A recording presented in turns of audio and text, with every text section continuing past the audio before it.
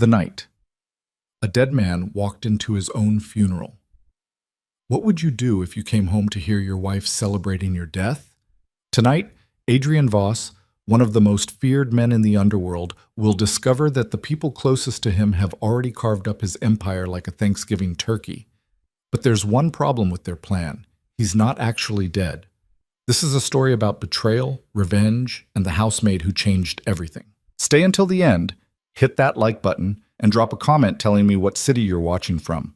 I want to see how far this story travels. The rain hit the pavement like bullets. Adrian Voss sat in the back of an unmarked sedan 3 blocks from his estate, watching water stream down the window in thick rivulets that blurred the streetlights into halos of yellow. His driver, Marcus, a man who'd been with him for 8 years, kept glancing in the rearview mirror, waiting for the word to pull forward. Adrian didn't give it. Something felt wrong. Not wrong in the way a business deal goes south or a shipment gets intercepted. Wrong in the way your spine tingles right before someone pulls a trigger. He'd built his empire on instincts like these, the kind that separated men who died old from men who died surprised.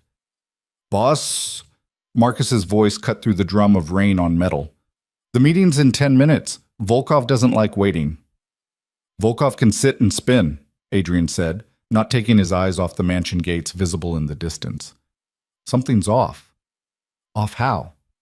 If I knew that, we'd already be moving.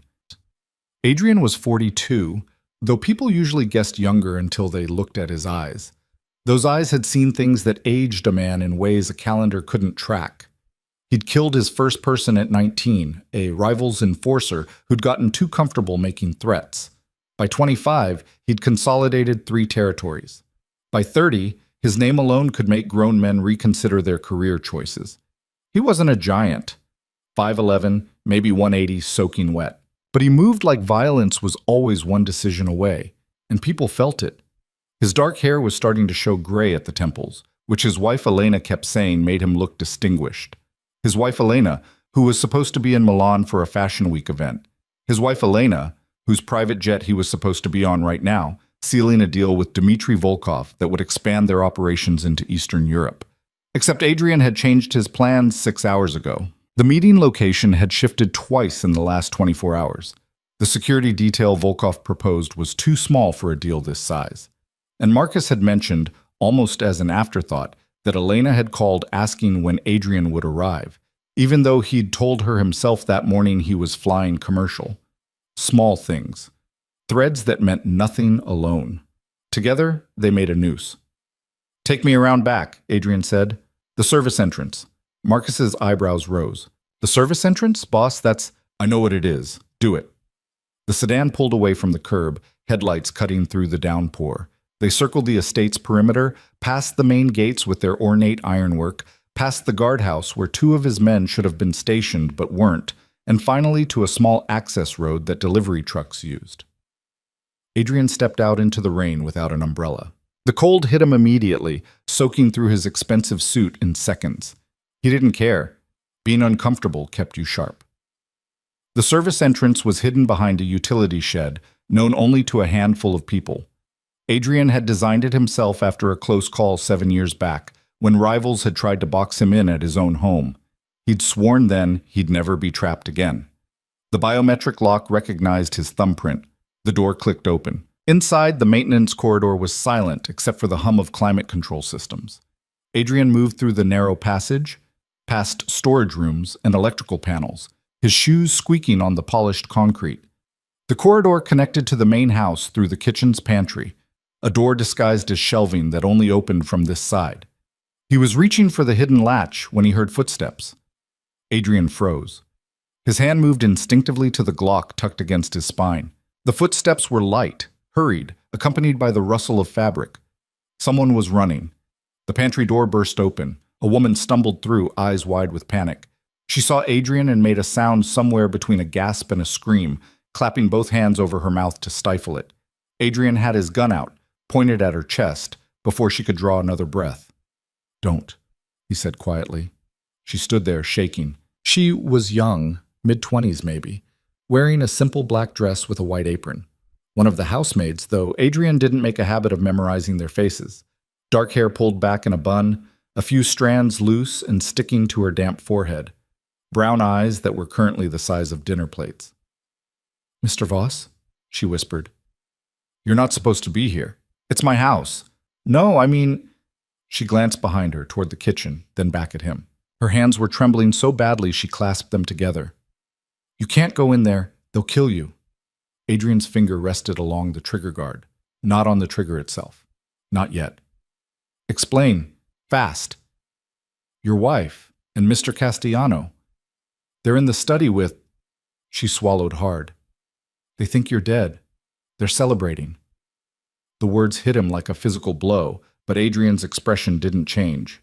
Couldn't change. He'd learned a long time ago that showing shock was the same as showing weakness. Castellano. The name came out flat. Vincent Castellano, his right hand for the last decade, the man who'd stood beside him through wars that left streets painted red, the man who was godfather to the daughter Adrian didn't have yet, but had always planned for. "You're sure?" "I heard them. They were toasting. Your wife said—" The maid's voice cracked. "She said the plane went down over the Atlantic. No survivors. They already have people moving your assets." Adrian lowered the gun, but didn't put it away. His mind was racing, slotting pieces together. The changed meeting location, Elena's questions, the missing guards. It wasn't paranoia if they were actually trying to kill you. "What's your name?" he asked. "Lila. Lila Hart." "How long have you worked here, Lila Hart?" 6 months. And you decided to warn me instead of keeping your head down and collecting a paycheck from whoever takes over. Why?" Lila's jaw tightened. For just a second, something flashed in those frightened eyes, something harder than fear.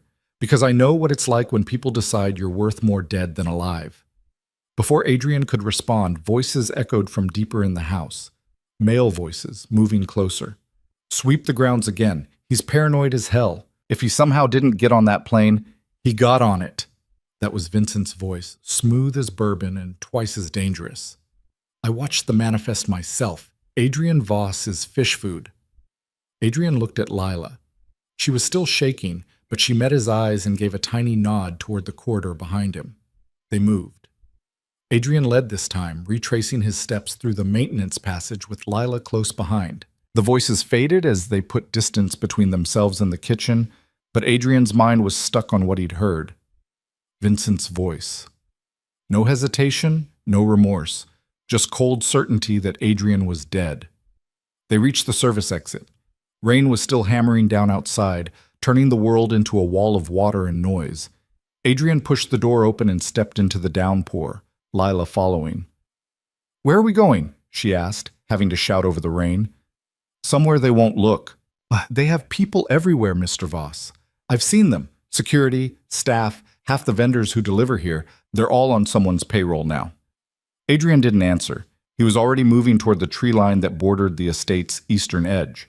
During construction, he'd insisted on leaving that section wild, untamed. The landscaper had argued it looked unfinished. Adrian had explained very calmly that aesthetics weren't the point. He'd wanted an escape route. The trees swallowed them, branches whipping in the wind, leaves dumping accumulated rainwater with every gust. Adrian's expensive leather shoes were ruined, his suit completely soaked through. Lila wasn't dressed any better for a midnight hike through the woods, but she kept pace without complaint. After 10 minutes of navigating by memory and occasional lightning flashes, they reached what looked like a drainage pipe jutting from an embankment. Adrian knelt beside it, fingers finding the hidden latch, and pulled. A section of the pipe swung open like a door. "Jesus," Lila breathed. "Paranoia pays dividends," Adrian said. "Get in." The tunnel beyond was concrete, barely tall enough to stand in, with LED strips along the floor providing dim blue light. Adrian had commissioned it 5 years ago through contractors who'd since retired to countries without extradition treaties. As far as he knew, only 3 people were aware it existed: himself, the architect who designed it, and the architect's widow, who'd received a very generous life insurance payout after a tragic accident. Adrian wasn't sentimental about loose ends. They walked for 20 minutes, the tunnel sloping downward before leveling out. It ran beneath the estate's property line, under a county road, and finally terminated in the basement of a commercial property Adrian owned through a shell company. a self-storage facility that had been operating at a loss for years. Nobody questioned a business losing money when the owner was rich enough not to care. The tunnel exit was hidden behind a false wall in one of the storage units. Adrian pushed through into a space containing exactly 3 items: a duffel bag, a prepaid cell phone, and a laptop in a waterproof case. He'd prepared for a lot of contingencies over the years. Being betrayed by his wife and best friend hadn't made the list, but the resources were the same either way. Lila stood in the doorway, dripping water onto concrete, looking at Adrian with an expression he couldn't quite read. Not fear anymore. Something else. Something calculating. "You planned for this," she said. "Not a question. I planned for everything except the people closest to me being the ones who'd pull the trigger." Adrian opened the duffel bag, found dry clothes, jeans, a black shirt, boots. He started changing, too focused to care about modesty. "How much did you hear?" "Enough. They have documents ready to divide your territories. Castellano takes the East Coast operations. Your wife gets the international connections and the legitimate businesses. Someone named Volkov gets the shipping infrastructure." "Dmitry Volkov." Adrian pulled on the dry shirt. "The man I was supposed to meet tonight. The meeting that kept getting moved around. They were going to kill you there too. Backup plan in case the plane didn't work." "The plane." Adrian stopped, his hands freezing on the buttons of his shirt. "Elena was supposed to be on that plane. She told me she was flying to Milan. She changed her plans yesterday. Said she had food poisoning." Adrian's laugh was short and bitter. "Food poisoning? That's almost insulting." He finished dressing, then pulled out the laptop and powered it on. While it booted, he looked at Lila properly for the first time since they'd entered the tunnel. She was still in her wet uniform, arms wrapped around herself for warmth, but she wasn't complaining. Wasn't asking questions, just watching him with those dark eyes that seemed to see more than a housemaid's eyes should. "You're not just a maid," Adrian said. Lila's expression didn't change. "No." "Who sent you?" "Nobody sent me. Not anymore." "That's not an answer." She took a breath, let it out slowly. "My father was Daniel Hart." The name hit Adrian like a punch. Daniel Hart, small-time operator who'd tried to muscle into Adrian's territory about 8 years back. It hadn't ended well for Daniel. Adrian had handled that situation personally, which was a polite way of saying Daniel Hart died screaming in a warehouse in Newark. "Your father made a choice," Adrian said carefully. "He knew the risks." "He made a stupid choice. I was 17. I watched from a car 2 blocks away while your people dragged him inside that warehouse." Lila's voice was steady, almost emotionless. "I heard the gunshots." Adrian's hand drifted toward his gun again. "So you came here for revenge?" "I came here because the people who took me in after my father died, the ones who fed me, trained me, gave me purpose, they wanted you dead. They spent years preparing me, teaching me how to blend in, how to wait, how to strike when the moment was right." She paused. "But then I spent 6 months in your house, Mr. Voss. I watched you. I learned things." "What things?" "That you're not the monster they said you were. That you have rules. That when your men screw up, you give them a chance to fix it before you bury them. That you don't hurt civilians. That you—" She stopped, shook her head. "It doesn't matter. Point is, I was supposed to help kill you tonight. I was supposed to make sure you walked into that study where they had 3 armed men waiting. Instead, I'm standing here in a secret tunnel telling you everything." "Why?" "Because the people who sent me, they don't have rules. They would have put a bullet in my head the second I stopped being useful. At least with you, I knew where I stood." Adrian studied her for a long moment. She could be lying, probably was lying, at least partially, but the raw honesty in her voice when she talked about her father, that was real. You couldn't fake that particular kind of pain. "You saved my life," he said finally. "That buys you something. We'll figure out what later." The laptop finished booting. Adrian pulled up a secure browser and started checking offshore accounts. The first 3 showed normal balances. The 4th was empty. So was the 5th. By the time he reached the 10th account, his jaw was tight enough to crack teeth. "They've been planning this for months," he said quietly. "Maybe longer. These accounts were set up through shell companies with multiple authentication layers. The only people who could access them were people you trusted, Were people I trusted, Adrian agreed. He pulled up another screen, this one showing a network of security cameras he'd installed at various properties. Most showed normal activity, but several, including the feed from his home office, had been disabled. He switched to the mansion's exterior cameras, the ones built into the gate system. The footage made his blood run cold. 2 black SUVs were parked in his circular driveway. Men in suits were unloading equipment, not weapons, but computers, file boxes, the infrastructure of a corporate takeover. One of them was laughing at something on his phone. Adrian zoomed in on the study windows. Through the glass, he could see figures moving. He recognized Vincent's profile, that distinctive Roman nose, the broad shoulders. His wife Elena stood beside him, wearing a red dress Adrian had bought her for their anniversary. She was smiling. She was never going to smile again. "Can you get me back in there?" Lila asked, moving to stand beside him. "Why?" "Because I know things. I was part of the staff for 6 months. I know schedules, blind spots in the camera coverage, which guards are loyal to whom. If you want revenge..." "I don't want revenge." Adrian closed the laptop. "Revenge is emotional. Revenge is what gets you killed. I want justice." "What's the difference?" "Justice is patient. Justice is precise. Revenge is a bullet to the head. Justice is watching them lose everything first, then putting them in the ground when they've got nothing left to lose." Lila was quiet for a moment. "That's cold." "I've been cold my whole life. It's why I'm still breathing." Adrian pulled out the prepaid phone and made a call. It rang 4 times before a gravelly voice answered. "Yeah? It's me." Silence. Then, "You're supposed to be dead. Rumors of my demise, etc. I need a place to stay, Marcus, somewhere off the grid." "Boss, what the hell is going on?" "I'll explain when I see you. Right now, I need you to act like you believe I'm dead. Can you do that?"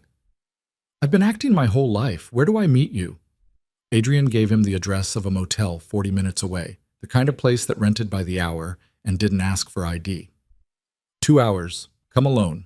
He hung up before Marcus could ask more questions. Lila was watching him. "You trust him?" "Marcus has been with me for 8 years. He saved my life 3 times. If he wanted me dead, he's had plenty of opportunities. Your wife was with you for 10 years. Castellano for longer. Trust is what got you here, Mr. Voss." She wasn't wrong. Adrian had built his empire on loyalty, on the belief that if you treated your people right, they'd stand with you when it mattered. Turned out loyalty had a price tag, and someone had met it. "From now on," he said, "call me Adrian. Mr. Voss is dead." They left the storage unit through the front entrance, just another couple leaving after retrieving their belongings. The rain had softened to a drizzle. Adrian's car, a nondescript Toyota he kept registered under a false name, was parked 3 spaces down. They drove in silence for the first 20 minutes. Lila sat in the passenger seat, still wearing her wet uniform, watching the city lights blur past the windows. Adrian kept checking the mirrors, looking for tails, seeing nothing but regular traffic. "What was it like?" Lila asked finally. "Building all of this? The empire, the power. Was it worth it?" Adrian didn't answer right away.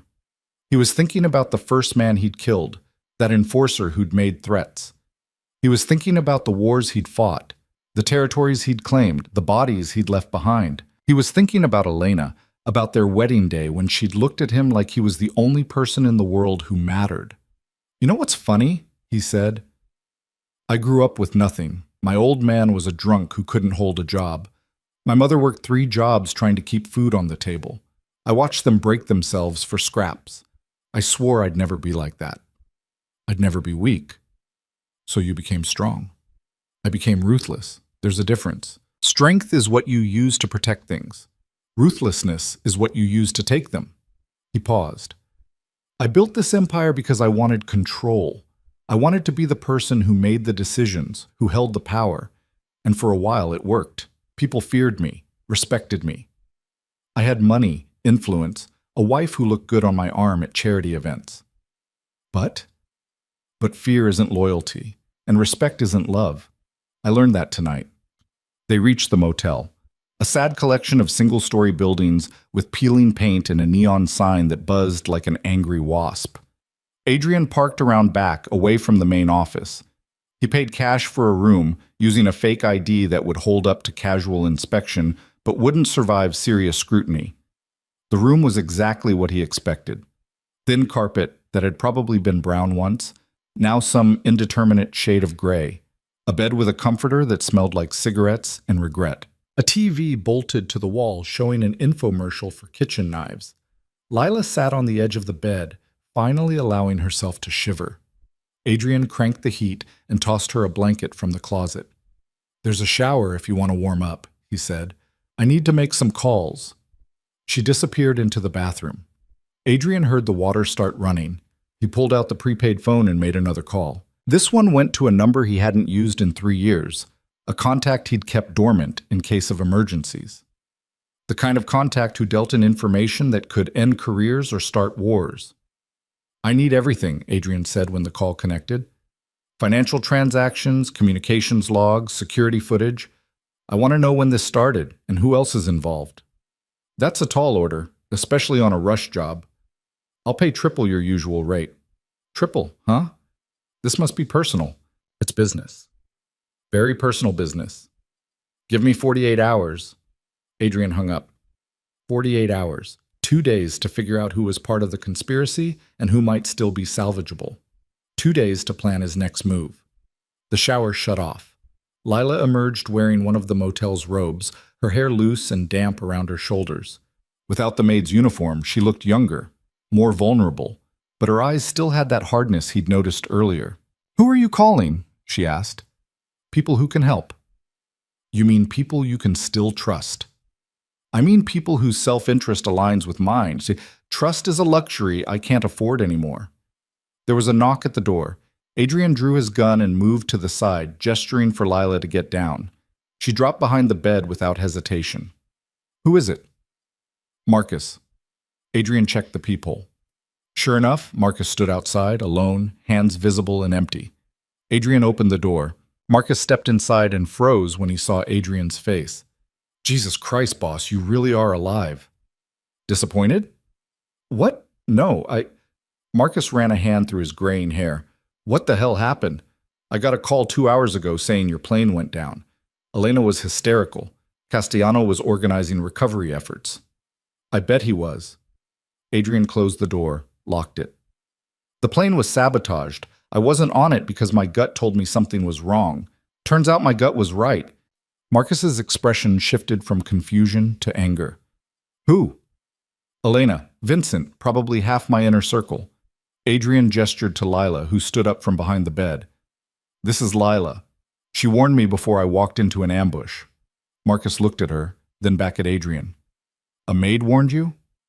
"It's a long story. Right now I need to know. Who can I trust?" Marcus didn't hesitate. "Me. Tommy Chen, maybe. Your lawyer, Rothstein, but only because he's too scared to betray you. Everyone else." And he shook his head. "I don't know, boss. If Elena and Castellano are dirty, they've been working on this for a while. They could have flipped half your people." "Then we assume everyone's compromised until proven otherwise." Adrian moved to the window, peering through the curtains at the parking lot. "I need you to keep playing along. Act like I'm dead. Go to the funeral they're planning. Listen to what people say when they think nobody's watching. You want me to spy on your wife? I want you to get me ammunition. Names, conversations, anything that proves who's part of this and who's not. Can you do that?" Marcus's jaw tightened. "Yeah, I can do that." "Good. What about my assets, the legitimate businesses?" "Elena moved fast. She's already filed paperwork claiming power of attorney. Said you'd given it to her before the trip, in case something happened." "That's a forgery." "Probably, but it's notarized, witnessed, the works. She had everything ready to go." Adrian felt his anger spike, hot and sharp. He tamped it down. Anger was useless. Anger got you killed. "What about the funeral?" he asked. "Day after tomorrow. Private ceremony, invitation only. Elena's handling the arrangements." "I bet she is." Adrian turned back to Marcus. "I want you there. I want eyes on everyone who shows up. Photos, if you can manage it." "Boss, if they think I'm compromised, they don't. You were with me tonight, remember? As far as they know, you were supposed to drive me to a meeting with Volkov. You're clean." Marcus nodded slowly. "All right. But after this, what's the play? You can't hide forever." "I'm not hiding. I'm planning." Adrian glanced at Lila, who was listening silently. They think they've won. They think I'm dead and buried and out of their way. That's an advantage. People get sloppy when they think they've already won. And when you're ready to move, then I'll remind them why they were afraid in the first place. Marcus left 20 minutes later, promising to report back after the funeral. Adrian watched him drive away, then closed the curtains and sat down on the bed beside Lila. "You realize this is insane, right?" she said. "Taking on your entire organization with basically no resources?" "I've been outgunned before. Not by people who know how you think, not by people who've studied your patterns for years. You're right, which is why I'm not going to fight the way they expect." Adrian leaned back against the headboard. "They're expecting revenge. Quick, violent, emotional. I'm going to give them something else." "What?" "Patience. Fear. The slow realization that the man they thought they killed is still out there, watching, waiting. By the time I'm done, they'll be so paranoid they'll tear themselves apart." Lila studied him for a moment. "You're scarier than they said you were." "They don't know the half of it." The night stretched on. Adrian made more calls, reaching out to contacts who operated in the gray spaces between legal and criminal. Hackers who could access secure systems. Forgers who could create documents that would fool experts. Muscle who owed him favors and were smart enough to keep their mouths shut. Lila watched him work, occasionally offering suggestions based on what she'd learned during her time embedded in his household. She knew which guards worked which shifts, which vendors made deliveries when, which rooms had the best camera angles and which had blind spots. "You were good at this," Adrian said after she rattled off security protocols from memory. "The infiltration. If you'd wanted me dead, I probably would be." "Maybe. Or maybe you're harder to kill than people think. Everyone dies eventually." "Yeah, but not everyone gets to choose how." Around 3 in the morning, exhaustion finally caught up with them both. Adrian took the chair by the window, his gun on his lap. Lila curled up on the bed, still wearing the motel robe. "Adrian?" she said quietly, just before sleep claimed her. "Yeah?" "What happens after? When this is all over?" "I don't know. I haven't thought that far ahead." "Maybe you should." He didn't answer. Didn't know how to explain that there was no after for men like him. There was just the next fight, the next threat, the next betrayal waiting around the corner. You didn't retire from this life. You died in it, or you got lucky and died before it got to you. He thought he was lucky once, thought he'd built something lasting. Turned out he'd just built a prettier cage. Outside, the rain started again, drumming against the roof. The Proszę Adrian watched the parking lot, watched the shadows, waited for trouble that might not come tonight but would definitely come eventually. His phone buzzed. A text from his information broker. "Initial data incoming. You're not going to like it." Adrian opened the file. Financial records, phone logs, emails. Evidence of conspiracy stretching back 18 months. Meetings between Elena and Vincent that were never mentioned to him. Offshore accounts being drained slowly enough that he wouldn't notice. A web of lies so intricate it must have taken months to construct. And there, buried in the metadata of a deleted email, a name that made Adrian's blood turn to ice. His brother. Marcus Voss had been part of this from the beginning.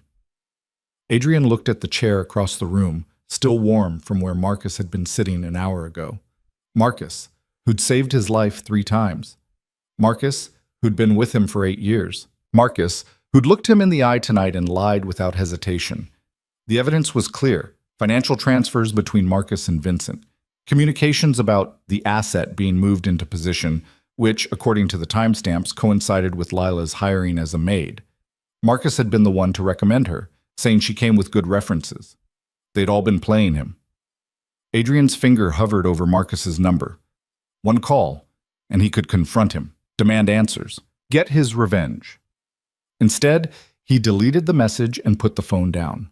Revenge was emotional, justice was patient, and Adrian Voss was nothing if not patient. He settled back in the chair, gun in his lap, and waited for morning. Somewhere out there, his wife and his best friend and his brother were celebrating his death. They were dividing his empire, spending his money, probably toasting to their brilliance. Let them celebrate. Let them think they'd won. When Adrian was done, there wouldn't be enough left of them to bury. Dawn came ugly and gray. The kind of morning that felt like the world hadn't quite committed to being awake yet. Adrian sat in the same chair he'd occupied all night, watching Lila sleep while his mind replayed the evidence he'd seen. Marcus, his own brother. The betrayal cut deeper than Elena's, deeper than Vincent's, because Marcus had been there from the start. Before the empire, before the money, when they were just two kids from Newark trying not to end up like their father. Leela stirred around 6, blinking against the weak light filtering through the curtains. She sat up slowly, running her fingers through her tangled hair, and noticed Adrian's expression. "You didn't sleep." "Couldn't." "Bad news?" "The worst kind. The kind that makes you question everything you thought you knew." Adrian stood, his joints stiff from sitting in one position all night. "Marcus is dirty." Lila's eyes widened. "Your driver? The one who was just here?" "My brother." She processed that for a moment. "Does he know you know?" "Not yet. And he's not going to until I'm ready." Adrian moved to the bathroom, splashed cold water on his face. In the mirror, he looked like hell. 2 days of stubble, circles under his eyes that could pass for bruises, hair sticking up in directions that defied physics. He looked like a man who died and hadn't quite figured out how to stop moving yet. When he came back out, Lila was standing by the window, peering carefully through the curtains. "We should move," she said. "Staying in one place too long is stupid." "Agreed. But first, I need to know something." Adrian sat on the edge of the bed, watching her.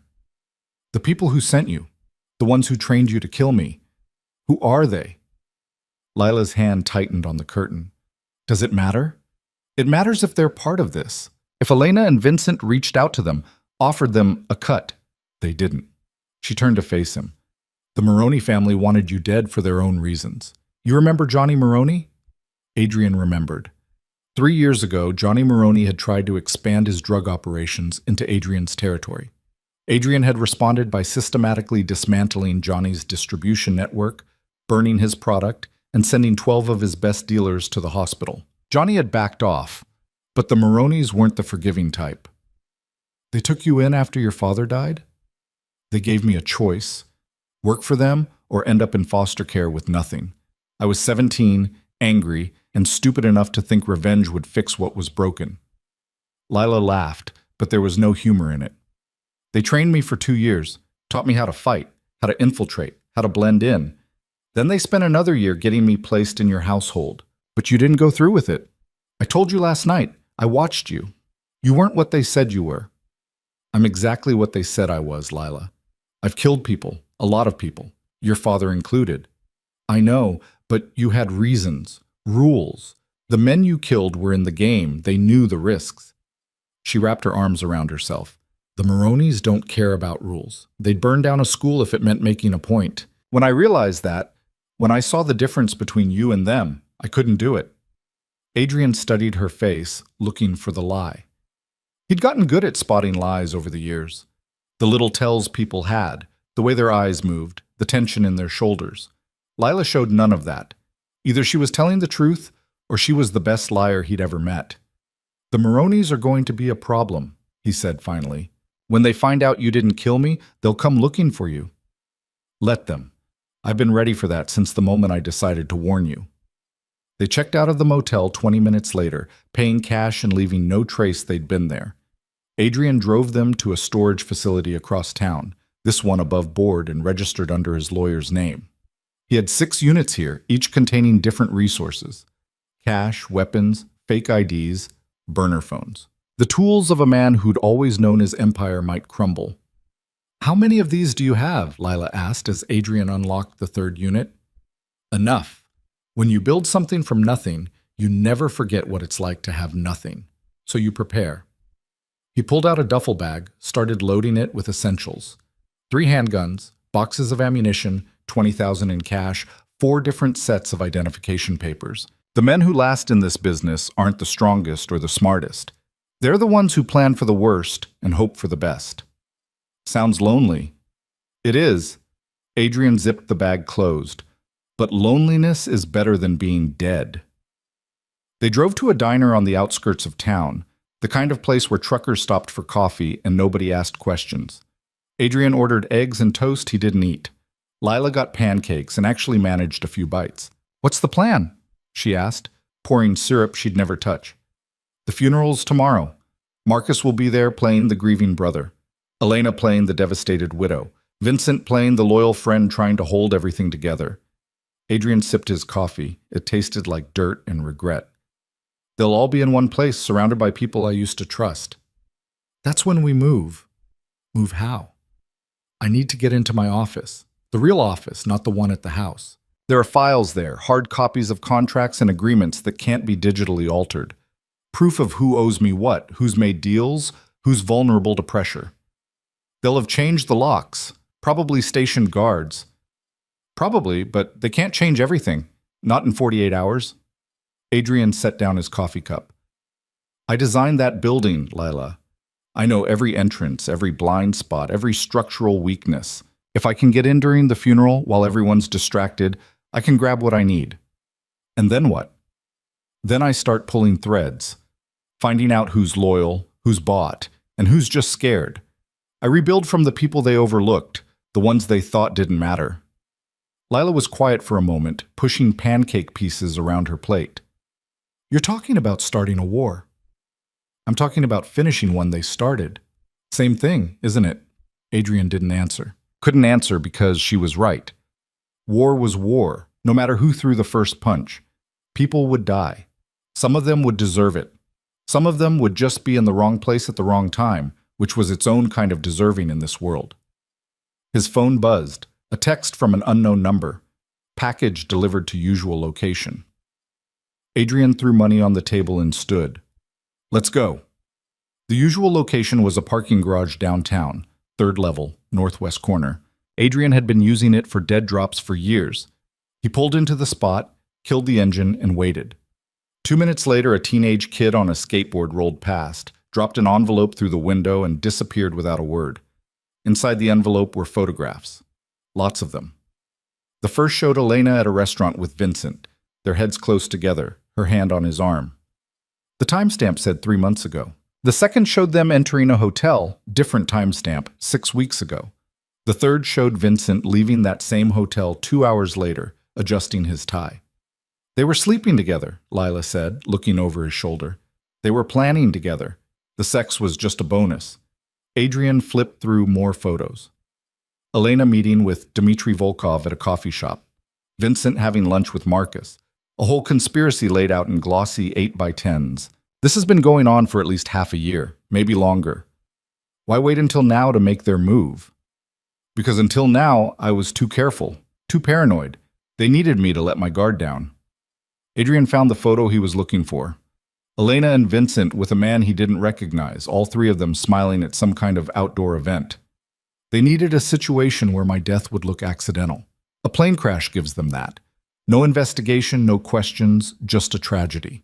Except you weren't on the plane. Except I wasn't on the plane. Adrian pulled out his phone, took pictures of the photographs, then tucked the originals in the duffel bag. Which means someone else was. Someone died in my place. That thought sat heavy in the car. Adrian had made a lot of enemies over the years, but he'd never been the kind of man who let innocent people die for him. Whoever had been on that plane, whoever had burned up over the Atlantic thinking they were about to land in New York, that was on him. Another body to add to the pile. They spent the rest of the day moving between safe locations, never staying anywhere longer than an hour. Adrian made calls, sent encrypted messages, started pulling together the pieces he'd need. A few of his contacts were willing to help. Others went straight to voicemail, which told him everything he needed to know about where their loyalties had shifted. By evening, he had a clearer picture. Out of his inner circle of 20 people, at least 12 were compromised.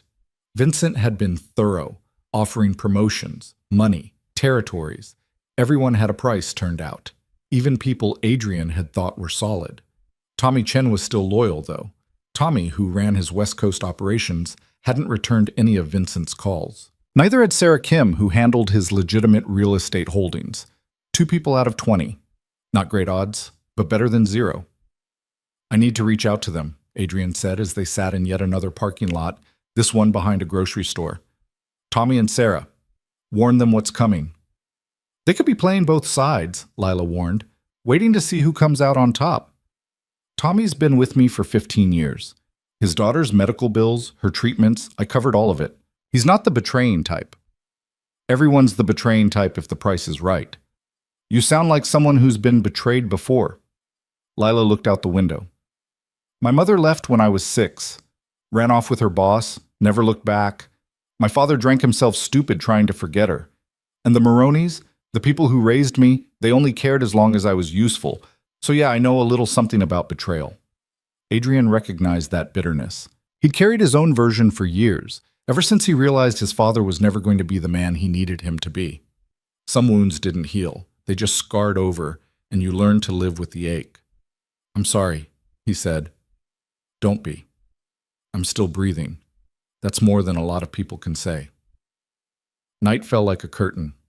Adrian drove them to a motel on the other side of town. Different chain, different neighborhood. This one was slightly nicer, which meant the carpet was only mostly stained instead of completely ruined. He paid for 2 rooms this time.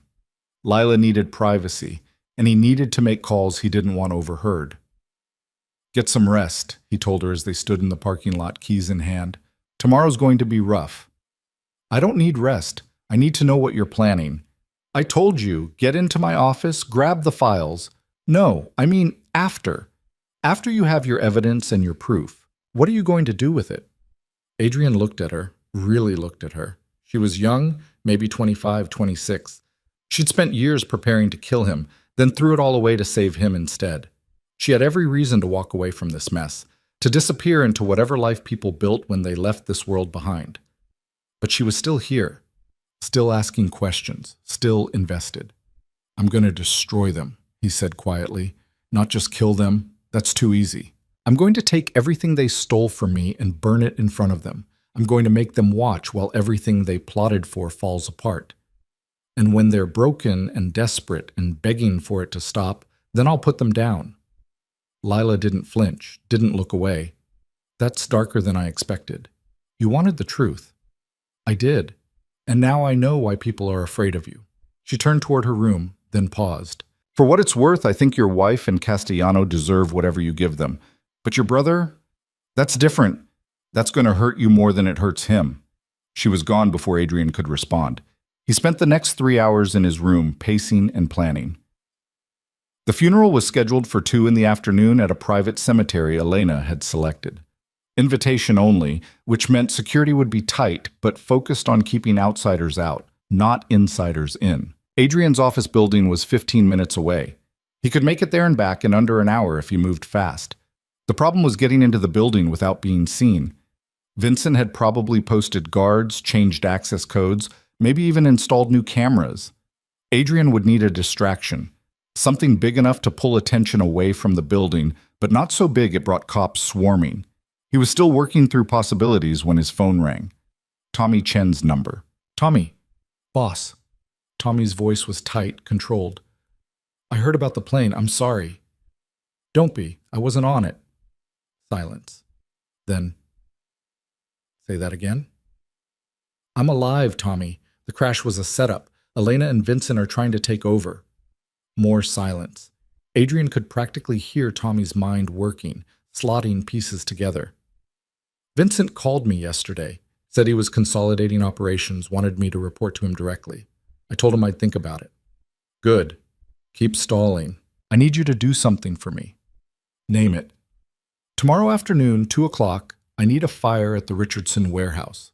Nothing huge, just enough to get the fire department involved. Can you make that happen? The Richardson warehouse is full of legitimate inventory, boss. That's a lot of money. I know, but I need the distraction more than I need the product. Can you do it? Yeah, I can do it. Tommy paused. What's the play here? I'm taking back what's mine. You with me? I've been with you for 15 years. I'm not stopping now. Adrian hung up and allowed himself a small smile. One ally confirmed. One piece moving into position. It wasn't much, but it was a start. He called Sarah Kim next. She answered on the first ring, her voice sharp and professional even at 11 at night. Mr. Voss? I was told you were dead. Reports of my death have been greatly exaggerated. I had my doubts. Your wife seemed too happy at the news. Sarah had never liked Elena, had made no secret of it. What do you need? I need you to liquidate some assets, quietly, properties we can convert to cash without raising flags. That'll take time. I know, but I need resources they can't freeze or redirect. Can you start the process? Already started it this morning.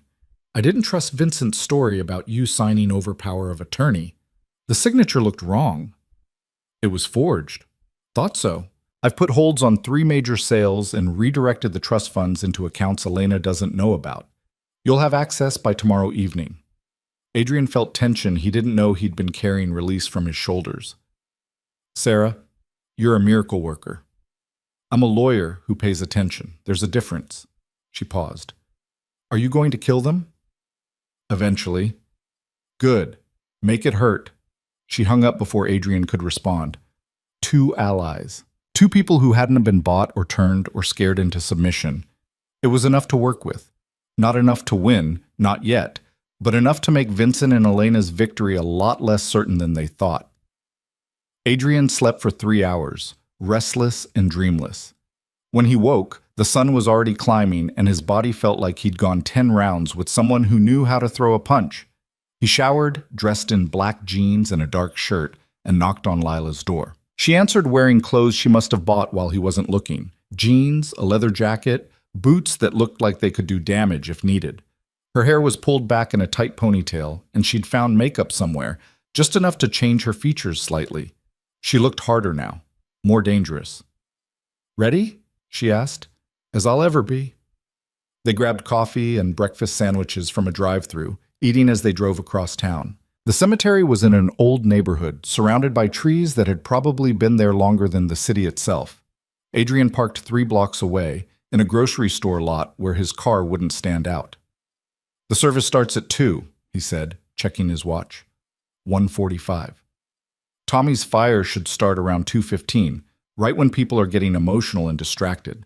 That's our window. And if something goes wrong, then we improvise. Adrian handed her a gun, a compact 9mm that would fit in her jacket. You know how to use this? The Maronis were thorough. Good. I don't think we'll need it, but better to have it and not need it than need it and not have it. Yeah, I know.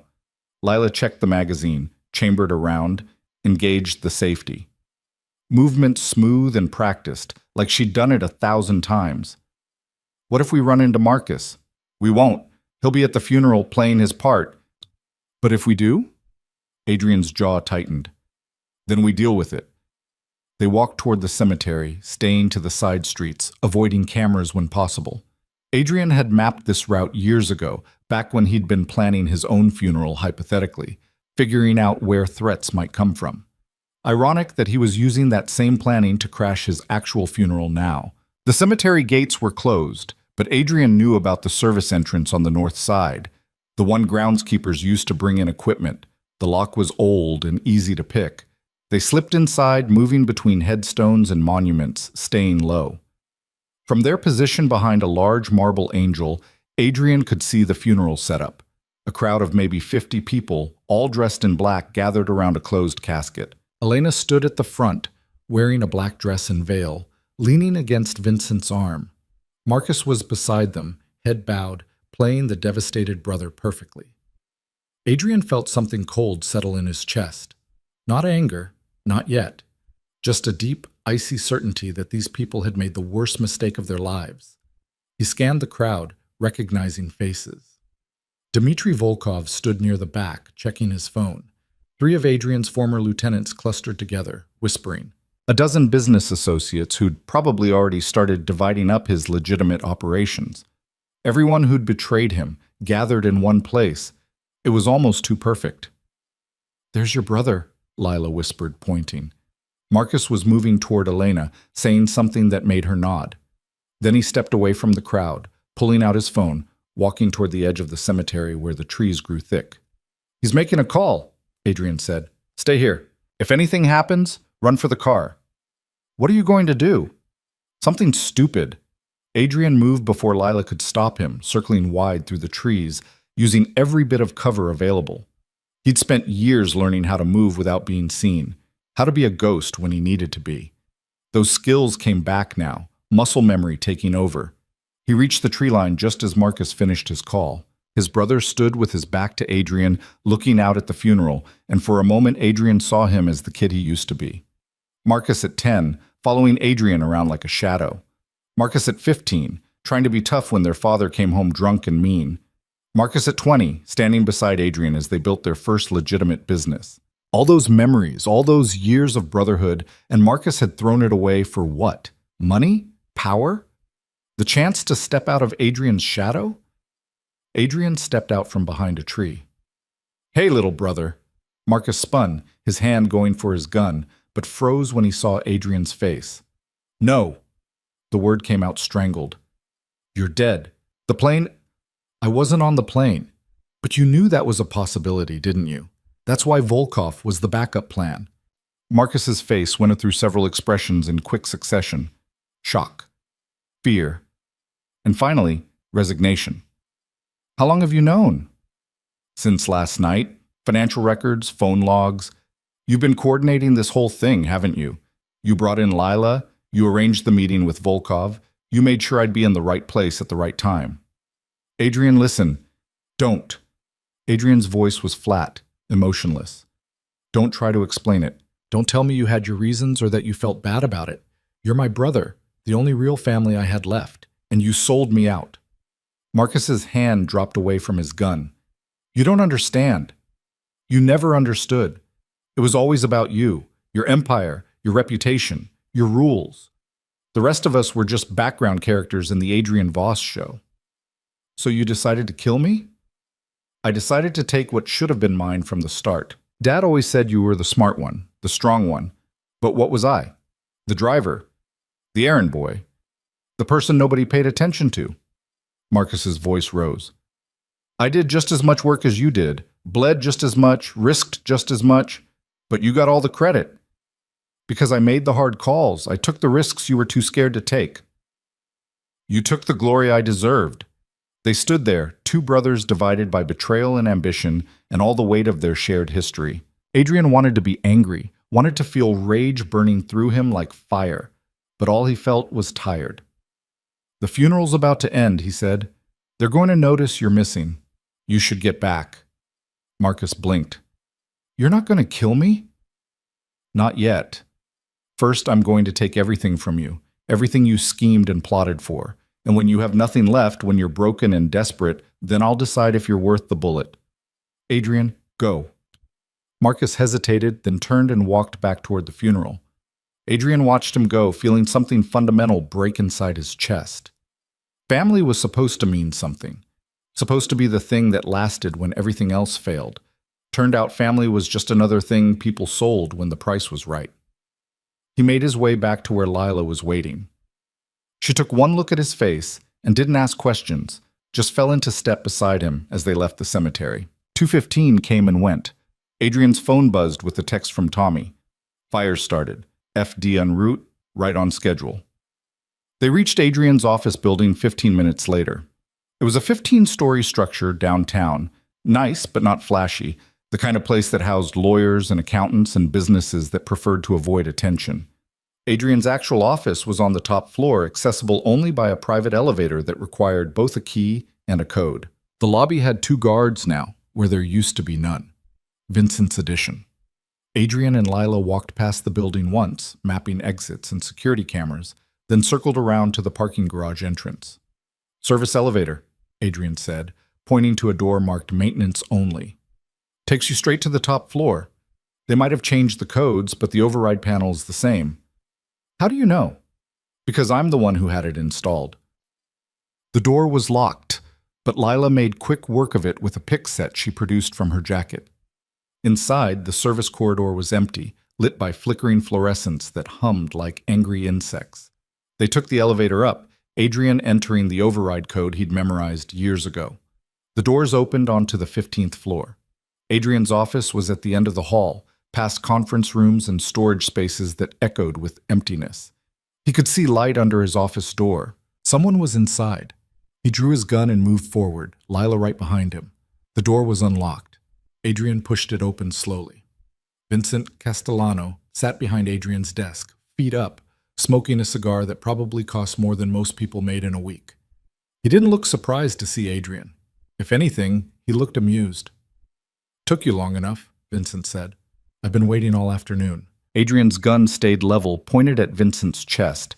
His finger rested on the trigger, pressure building but not quite enough to fire. The office smelled like expensive tobacco and the faint chemical tang of cleaning products, like someone had scrubbed away evidence recently. You knew I'd come, Adrian said. Of course I knew. You're predictable when you're angry. Vincent took a long drag on the cigar, exhaled slowly. The fire at Richardson Warehouse was a nice touch, by the way. Tommy's handiwork, I assume. He always was loyal to a fault. Tommy's smart enough to know which side wins. Is he? Because from where I'm sitting, you're a dead man with a gun, standing in an office that doesn't belong to you anymore. That's not winning, Adrian. That's desperation. Lila moved to Adrian's left, her own weapon drawn, creating a crossfire. Vincent's eyes flicked to her, recognition dawning. The maid, I knew there was something off about you. Marcus said you came with perfect references, but I should have dug deeper. Vincent smiled, and it was the smile of a man who thought he'd already won. The Maronis sent you, didn't they? How much did they pay you to switch sides? Nobody paid me anything, Lila said. I make my own choices. Right. And you chose to save a man who killed your father. That's either incredibly stupid or incredibly calculating. I can't decide which. Enough talking. Adrian took a step forward. Where are the files? Which files? The ones documenting every shady deal you've made for the last 20 years? The ones that prove you've been laundering money through shell corporations? Those files? Vincent gestured at the office around them. They're in a safe place, multiple safe places, actually. Elena insisted on redundancy. Elena doesn't know half of what's in those files. She knows enough. She knows about the offshore accounts, the fake businesses, the bodies you buried when they became inconvenient. She knows you're not the legitimate businessman you pretend to be at charity galas. Vincent's expression hardened. She knows you're a killer who got lucky and bought some nice suits. Adrian felt his anger spike, hot and sharp, but kept his voice level. And what does that make you, Vincent? You've been beside me for every decision, every deal, every body. You're just as dirty as I am. The difference is I'm smart enough to see when it's time to cash out. This life, this empire you built, it's got an expiration date. The FBI's been circling for months. The Russians are expanding. The cartels are pushing north. You're going to end up dead or in prison, and I'm not interested in either option. So you decided to kill me first. I decided to survive. Elena wanted out too. She's been miserable for years, playing the dutiful wife while you treated her like furniture. When she came to me 6 months ago, said she wanted to leave, take half of everything and disappear, I saw an opportunity. An opportunity to betray the man who made you. Vincent laughed, short and bitter. You didn't make me, Adrian. You needed me. There's a difference. Every territory you took, I planned it. Every negotiation you won, I set it up. You were the face, the enforcer, but I was the brain, and I got tired of being the brain while you took all the credit. It was almost word for word what Marcus had said. Adrian wondered if they'd rehearsed it or if resentment just made people sound the same. Where's Elena now? Adrian asked. Somewhere safe, somewhere you'll never find her. She was at the funeral an hour ago. Vincent's smile faltered slightly. You were there, watching you all play grieving while you carved up my empire. Very touching performance, by the way. I almost believed Marcus actually gave a damn I was dead. Marcus is a follower, always has been. He'll fall in line with whoever's in charge. Is that what you think? That he's just along for the ride? Adrian lowered his gun slightly, just enough to seem like he was relaxing. Marcus has been playing you from the start, Vincent.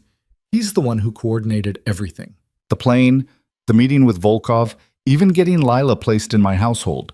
You think you're running this coup, but you're just another piece on his board. Vincent's expression changed.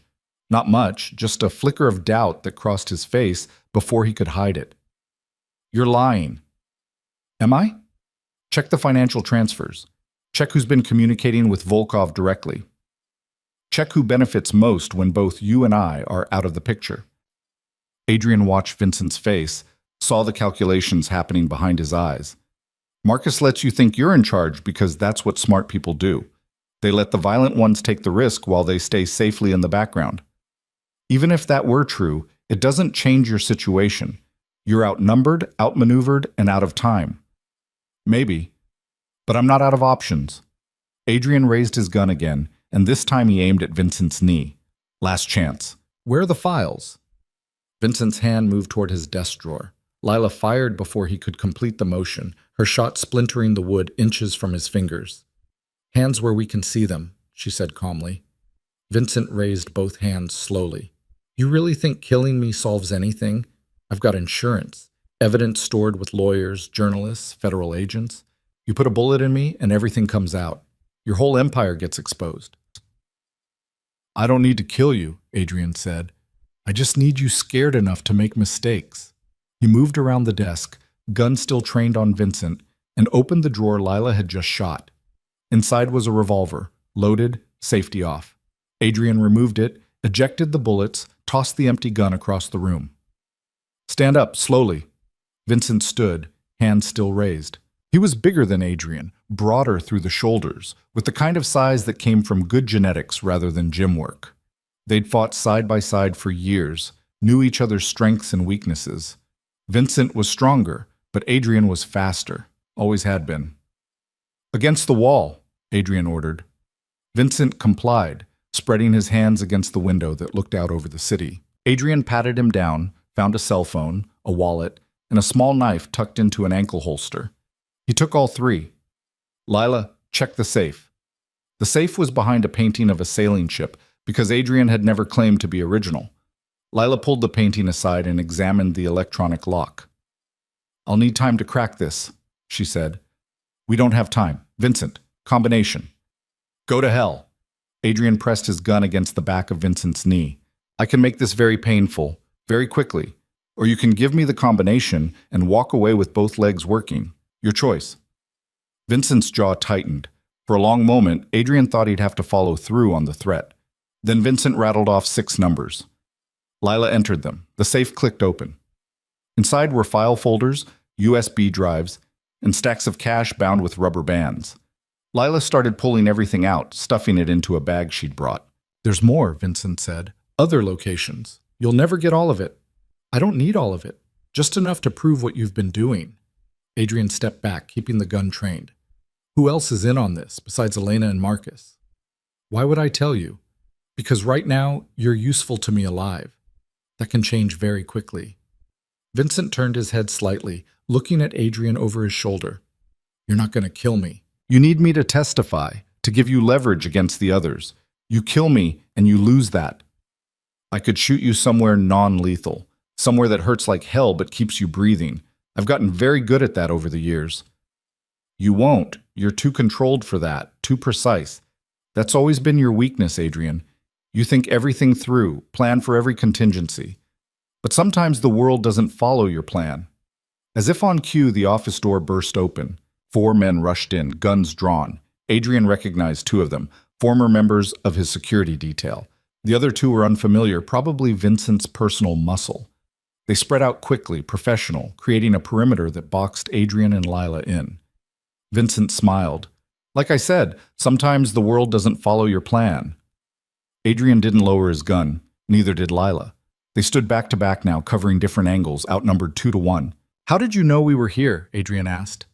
I didn't, but I know you, and I know how you think. I've been watching your patterns for 10 years. You needed these files, which meant you'd come for them. So I waited. Vincent straightened, adjusting his tie like they were at a business meeting instead of a standoff. The question now is whether you're smart enough to surrender or stupid enough to fight. I've never been good at surrendering. Then you're going to die in your own office. Poetic, I suppose. Adrian's mind raced through options. 4 armed men, all with clear lines of fire. The door was blocked. The windows didn't open. Even if they did, 15 stories was a long drop. Fighting would get them killed. Surrendering would definitely get them killed, just slower. That left improvisation. Lila? Adrian said quietly. The sprinklers. She understood immediately. Her gun swung up and fired 3 shots into the ceiling, hitting the sprinkler heads directly above Vincent's guards. Water exploded downward, drenching everyone, creating chaos. Adrian moved while they were distracted, closing the distance to the nearest guard and driving his elbow into the man's throat. The guard went down gagging. Adrian took his gun, fired twice at the second guard, catching him in the shoulder and chest. Lila was already engaging the third guard, her movements smooth and practiced. She ducked under his arm, swept his legs, and put 2 bullets in his chest before he hit the ground. The fourth guard had better instincts. He'd backed toward the door, using cover, and his shots were more accurate. A bullet whined past Adrian's ear. Another punch through the bag Lila was carrying, scattering papers. Adrian returned fire, forcing the guard to duck. In that moment of cover, Lila sprinted forward and tackled him. They went down together, struggling for control of his weapon. A shot went wild, shattering the window behind Adrian's desk. Adrian turned to find Vincent, but Vincent was already moving, heading for the broken window. He grabbed a fire extinguisher from the wall, smashed out the remaining glass, and before Adrian could stop him, stepped through. For a horrifying second, Adrian thought Vincent had jumped. Then he saw the emergency ladder, the kind installed on older buildings that ran down the exterior wall. Vincent was climbing down, disappearing into the rain that had started falling again. Damn it! Adrian ran to the window, looked down. Vincent was already 2 floors below, moving fast. Adrian could shoot him, probably hit him, but a fall from this height would kill him. And dead men couldn't talk. Behind him, Lila grunted. He turned to see her standing over the fourth guard, breathing hard, blood on her knuckles. The guard wasn't moving. Is he unconscious? I think. She kicked his gun away. We need to move. Those gunshots are going to bring building security. Adrian grabbed the bag of files, now soaked from the sprinklers and missing some papers, but still containing the USB drives and most of the critical documents. They ran for the service elevator, water still cascading from the ceiling, alarms starting to wail. The elevator doors opened just as they heard voices from the main hallway. Building security, probably, or more of Vincent's people. Adrian jammed the button for the parking garage, and the doors slid closed. That went well, Lila said, wiping water from her face. We're alive. That's better than some outcomes. Is it? Because Vincent got away, we're soaking wet, and we just shot up your office.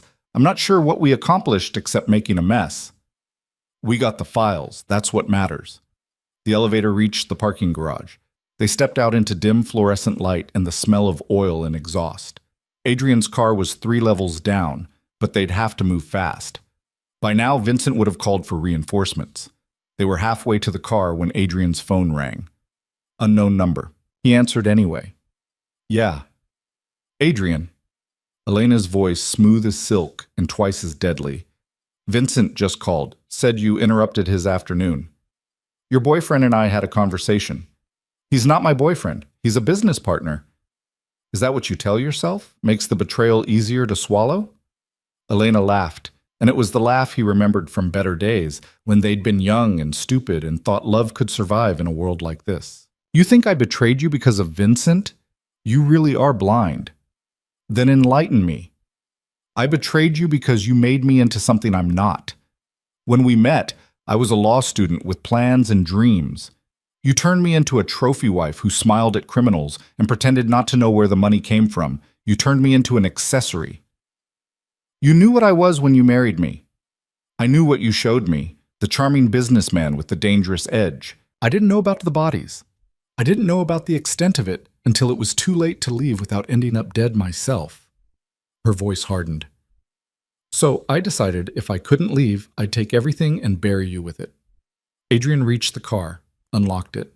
Lila slid into the passenger seat, her gun still drawn, watching the garage entrance. You could have just divorced me, Adrian said, starting the engine. And given up half? Why settle for half when I could have it all? Elena paused.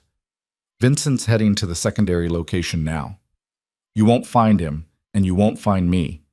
But I wanted you to know before this ends that I don't hate you. I just don't love you enough to be poor. Money. This was all about money. Money is freedom, Adrian. You of all people should understand that. She hung up before he could respond. Adrian drove out of the parking garage into rain that was coming down harder now, turning the streets into rivers. His phone rang again immediately. This time it was Tommy. Boss, we've got a problem. The fire at Richardson brought more attention than we expected. Fire marshals asking questions, and there are federal agents on scene. Federal agents? How fast did they respond? too fast, like they were already watching the place. Adrian's stomach dropped. Get out of there, Tommy. Right now. Don't answer questions. Don't stick around. Just leave. What about the crew? Tell them to scatter. We'll regroup later. He hung up and pulled over on a side street, engine idling, rain hammering the roof. What's wrong? Lila asked. The feds were already watching Richardson Warehouse, which means they've been investigating me for longer than I thought. Which means Vincent was right about one thing. This empire has an expiration date, and we're past it. Adrian pulled out the USB drives they'd recovered from the safe, examined them. 4 drives, each labeled with different years. Financial records, probably. Communications, evidence that could hang him or save him, depending on what they contained. We need a computer, he said. Somewhere secure, somewhere they won't think to look.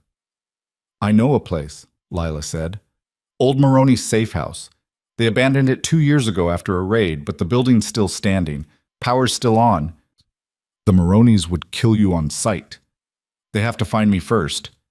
Adrian pulled back into traffic, following Lila's directions to a neighborhood he didn't know well. Industrial area, mostly warehouses and distribution centers, the kind of place where people minded their business and cops didn't patrol often. The safe house was a 2-story brick building sandwiched between a defunct textile factory and a chop shop.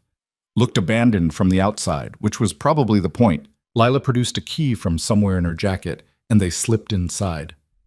The interior was dusty but intact, furniture still in place, kitchen that looked functional, and most importantly, a computer set up in what had probably been a bedroom once. Old equipment, but it would work. Adrian booted up the computer while Lila checked the windows, making sure they weren't being watched. The USB drives loaded slowly, files appearing one by one. What he saw made his blood run cold. The first drive contained financial records, like he'd expected, but they weren't just his records. They were communications between Elena and federal prosecutors dated back 8 months. Immunity agreements, witness protection offers. She hadn't just planned to steal his empire, she'd planned to sell him out to the government. She's been working with the FBI, Adrian said. This whole time she's been building a case. Lila moved to look over his shoulder. Can they make it stick? With this evidence? Yeah, they can make it stick.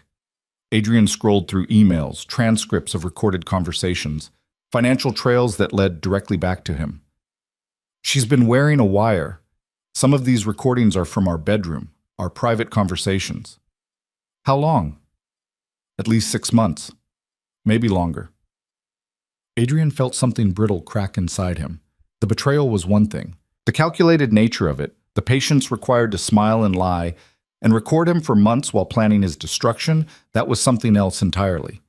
The second USB drive contained security footage, not from his properties, from everywhere. Vincent's operations, Marcus's meetings, Volkov's warehouses.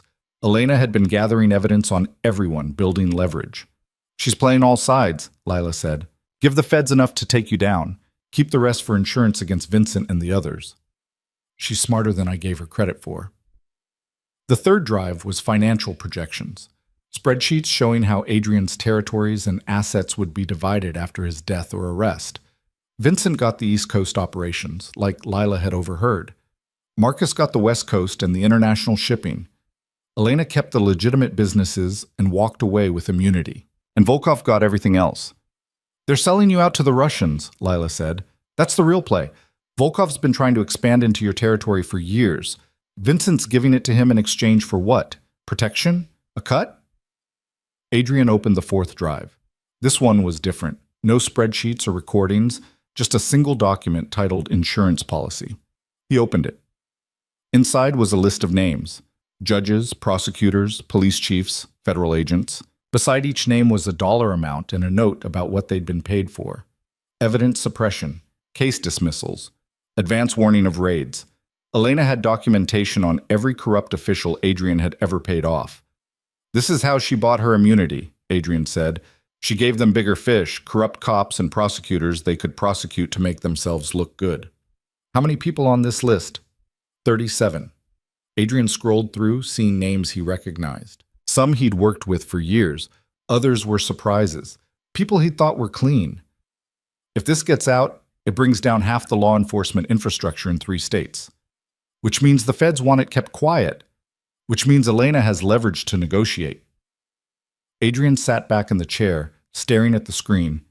He'd built his empire carefully, methodically, paying off the right people, making strategic alliances. And Elena had documented all of it, turned his own success into the weapon that would destroy him.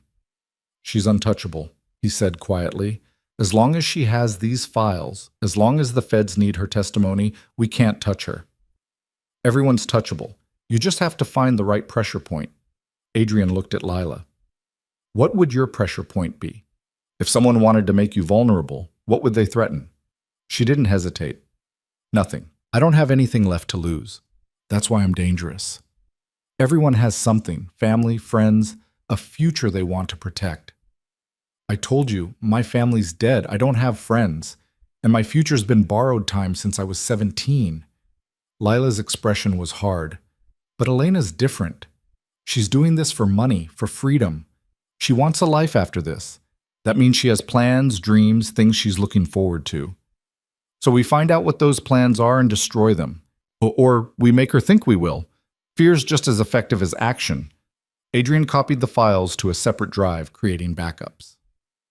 Evidence this valuable needed to be stored in multiple locations, encrypted, safe from seizure. He was about to shut down the computer when something caught his eye. A 5th folder, hidden in the directory structure. No label, just random characters. He opened it. Inside were photographs. Recent ones, judging by the digital timestamps. Elena meeting with a man Adrian didn't recognize. Young, maybe 30, well-dressed. They were at a restaurant, then walking on a beach, then getting into a car together. More photos. The same man entering an apartment building. Elena entering 10 minutes later, both leaving 2 hours after that. She has a boyfriend, Lila said. A real one, not Vincent. Adrian zoomed in on one of the photos, studying the man's face. Sharp features, expensive watch, confidence in the way he stood. Not muscle, not a criminal. Someone from Elena's other life, the one she wanted to escape to. Who is he? Lila pointed at a sign visible in one photo's background. That's a law firm. Morrison, Chen and Associates. Downtown, high-end clients. A lawyer. Makes sense. She'd want legal advice from someone she could trust, someone who wasn't part of your world. Adrian felt a smile start to form. Not a pleasant smile. The kind of smile that meant someone's day was about to get much worse. Find out everything about him, Adrian said. Name, address, family, debts, secrets, everything. What are you planning? Elena thinks she's safe because she has immunity and leverage, but immunity doesn't cover the people around her, and leverage only works if you're willing to use it. His phone rang. Marcus this time. Adrian almost didn't answer, almost let it go to voicemail, cut his brother off completely, but information was currency, and he needed to know what Marcus was thinking. What? We need to talk, Marcus said. His voice was strained, none of the confidence from the cemetery. Face to face. So you can finish what you started? So I can tell you the truth about Vincent, about Elena, about all of it. Marcus paused. I know you won't believe me, but I'm trying to keep you alive. Interesting claim from the man who tried to blow me up. The plane wasn't my idea. That was Vincent. I argued against it, said it was too risky, too many variables. He pushed it through anyway. And the meeting with Volkov? The one where I was supposed to die. That was mine, Marcus admitted. But I set it up so you'd get suspicious, so you'd see through it and not go. I was buying time. Time for what? To figure out how to stop this without getting both of us killed. Vincent's out of control, Adrian. He's making deals with people who'll turn on him the second it's convenient, and Elena's playing games with the feds that are going to blow back on everyone. So you want me to clean up your mess? I want us to survive, both of us. Marcus's voice dropped lower. I know I screwed up. I know I betrayed you, but we're still brothers. That has to count for something. Adrian looked at Lila, who was watching him carefully. She shook her head slightly. Don't trust him. Where do you want to meet? Adrian asked. The old pier, Pier 47, South End. Tomorrow morning, 6 a.m. Come alone. I'm not coming alone. Then bring whoever you want. But we need to talk before this gets worse. Marcus hung up. Lila crossed her arms. That's a trap. Probably, but Marcus made a point. We need to know what Vincent's planning next, and Marcus might actually tell us. Or he might put a bullet in your head. That's why I'm not going alone. Adrian started shutting down the computer, pocketing the USB drives. I need you to reach out to the Maronis. What? No, they'll kill me. Not if you're offering them something they want more. Vincent's expansion plans include their territory. The Russians moving in threatens them. If they're smart, they'll work with us to stop it. And if they're not smart, then we find another option. But right now, enemies of my enemies are the closest thing I have to allies. They spent the rest of the night planning. Lila made calls, reaching out to old contacts, testing the waters with the Maronis. Adrian worked the angles, figuring out how to play Marcus, how to pressure Elena, how to turn Vincent's own paranoia against him. By 3 a.m., they had the outline of a strategy. Not a good strategy, not one with great odds, but better than nothing. This is insane, Lila said, slumped in a chair, exhaustion written across her face. We're going up against your wife, your best friend, your brother, the Russian mob, and probably the FBI. With what? A few USB drives and a prayer? I've won with less. When? Adrian thought about that. Tried to remember a time when he'd been this outgunned, this isolated, this close to complete destruction. Couldn't find one. There's a first time for everything, he said. Lila laughed, sharp and bitter. We're going to die. Probably, but we're taking them with us. Dawn came slowly, gray light creeping through dirty windows. Adrian and Lila drove to Pier 47 in silence, both armed, both knowing this could go wrong in about 100 different ways. The pier was abandoned, a relic from when the city had been a major shipping hub. Now it was just rusted metal and rotting wood, a place where homeless people slept and drug deals happened when nobody was watching. Marcus was waiting at the far end, hands in his pockets, looking out at the water. He was alone, as far as Adrian could see. But snipers were a thing, and Marcus knew how to plan an ambush. Stay here, Adrian told Lila. If shooting starts, run. Not a chance. Lila, you don't get to play hero and die dramatically. We're in this together now. They approached Marcus together, guns drawn but not raised. Marcus turned when he heard footsteps, and for a moment he looked so much like their father it hurt. Same tired eyes, same defeated posture, same look of a man who'd made too many wrong choices and couldn't find his way back. Thanks for coming, Marcus said. Talk fast, my patience is running thin. Vincent's planning to kill you at your own funeral. The memorial service tomorrow, the public one. He's got shooters positioned, explosives rigged. You show up, you die. Why would I show up to my own funeral? Because Elena's going to announce she's pregnant. Your child. She's going to cry, play the grieving widow carrying your legacy. It'll be all over the news. Marcus pulled out his phone, showed Adrian a press release draft. You won't be able to resist. You'll want to see her, confront her. And when you do, Vincent ends it. Adrian read the press release. Elena's announcement, perfectly crafted to pull his strings, to make him react emotionally instead of strategically. She's not pregnant, Adrian said. Doesn't matter if it's true. Matters if people believe it. Marcus pocketed his phone. I'm telling you this because I don't want you walking into that. Because despite everything, I still give a damn if you live or die. How touching. Tell me, little brother, when did you start caring? Before or after you helped them plan my murder? Marcus's jaw tightened. I never wanted you dead. I wanted what was mine. There's a difference. No, there really isn't. Fine. Believe what you want. But I'm giving you a way out. Don't go to the funeral. Stay hidden. Let Vincent think he won. Then, when he's comfortable, when his guard's down, you make your move. And what do you get out of this? Survival. Vincent's paranoid. He's already asking questions about my loyalty. If I'm not useful, I'm a liability. And Vincent deals with liabilities permanently. Lila spoke up. How do we know you're not feeding us false information, sending us into a different trap? You don't. But ask yourself this. If I wanted Adrian dead, why am I here having this conversation instead of just letting him walk into Vincent's plan? Marcus looked at Adrian. I screwed up. I let ambition make me stupid, but I'm trying to fix it before we all end up dead. Adrian wanted to believe him, wanted to think his brother was still in there somewhere, beneath the betrayal and ambition. but trust was a luxury he couldn't afford. "I'll think about it," Adrian said. "Don't think too long. The funeral's tomorrow afternoon." They left Marcus standing on the pier, watching them go. Adrian didn't look back, couldn't afford to let himself feel whatever emotion was trying to claw its way up from his chest. "Do you believe him?" Lila asked once they were back in the car. "I don't know. Part of me wants to. Part of me thinks he's setting us up for something worse. So what do we do?" Adrian started the engine, pulled away from the pier. The sun was rising now, burning off the morning fog, turning the city into something almost beautiful. "We do what we always do," he said. "We plan for the worst and hope we're wrong." They drove to a different safe house, this one owned through a shell company so deeply buried that even Adrian sometimes forgot which layer of ownership it existed under.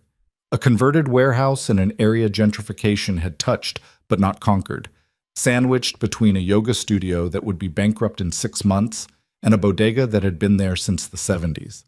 Adrian's phone wouldn't stop buzzing. News alerts, all carrying the same headline in different variations.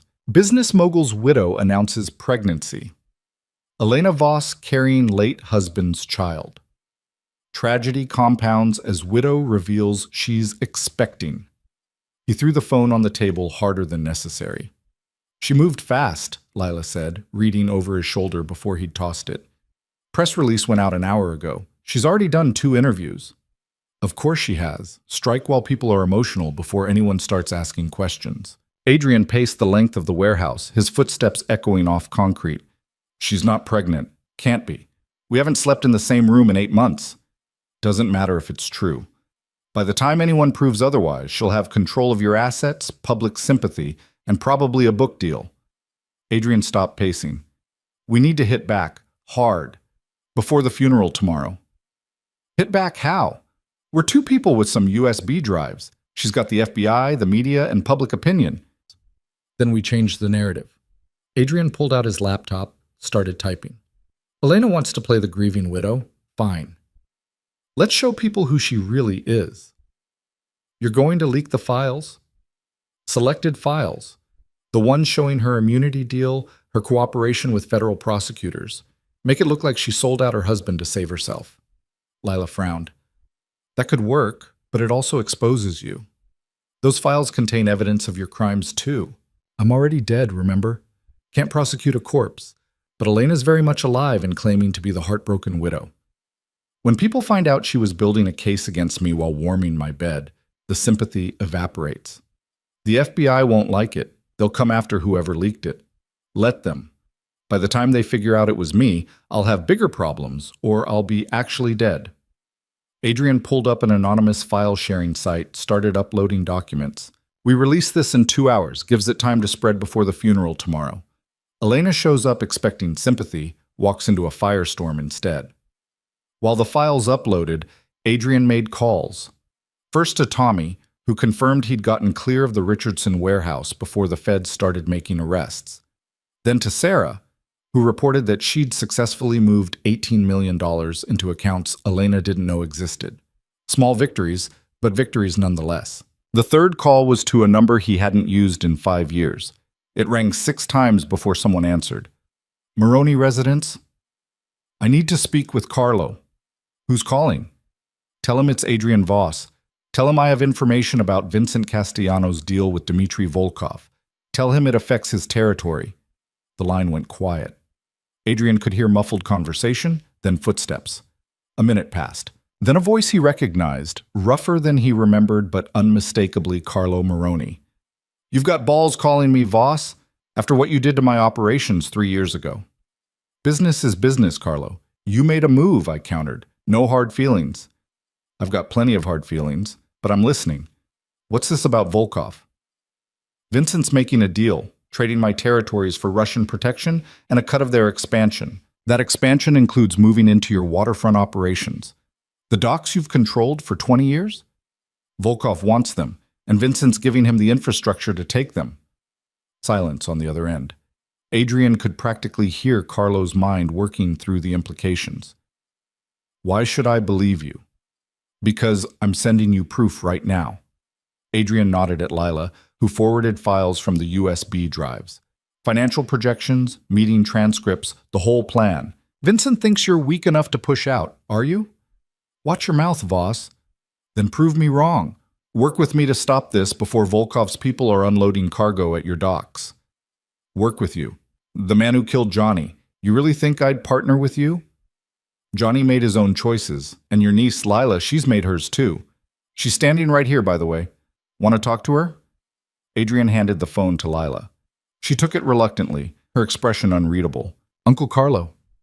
Lila. Carlo's voice shifted, some of the hardness bleeding out. We thought you were dead.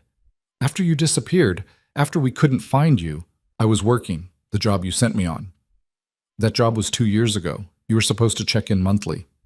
Plans changed. I'll explain later. Right now, Adrian's telling the truth about Volkov. I've seen the documents. If you don't move against this, you'll lose everything. Another pause. You trust him. More than I trust Vincent or the Russians. That's enough for now. Put him back on. Lila handed the phone back. Adrian could hear something in Carlo's breathing, the sound of a man making a decision he didn't like but couldn't avoid. What do you want from me? Carlo asked. Manpower, resources, a show of force at tomorrow's funeral that makes Vincent rethink his position. You want me to crash your funeral? I want you to remind everyone that this city has rules. Vincent's breaking them. He needs to face consequences. And what do I get? Volkov's expansion plans stop. Vincent's territory gets redistributed in a way that benefits you, and you get your niece back alive. Adrian glanced at Lila. I'm assuming you want that.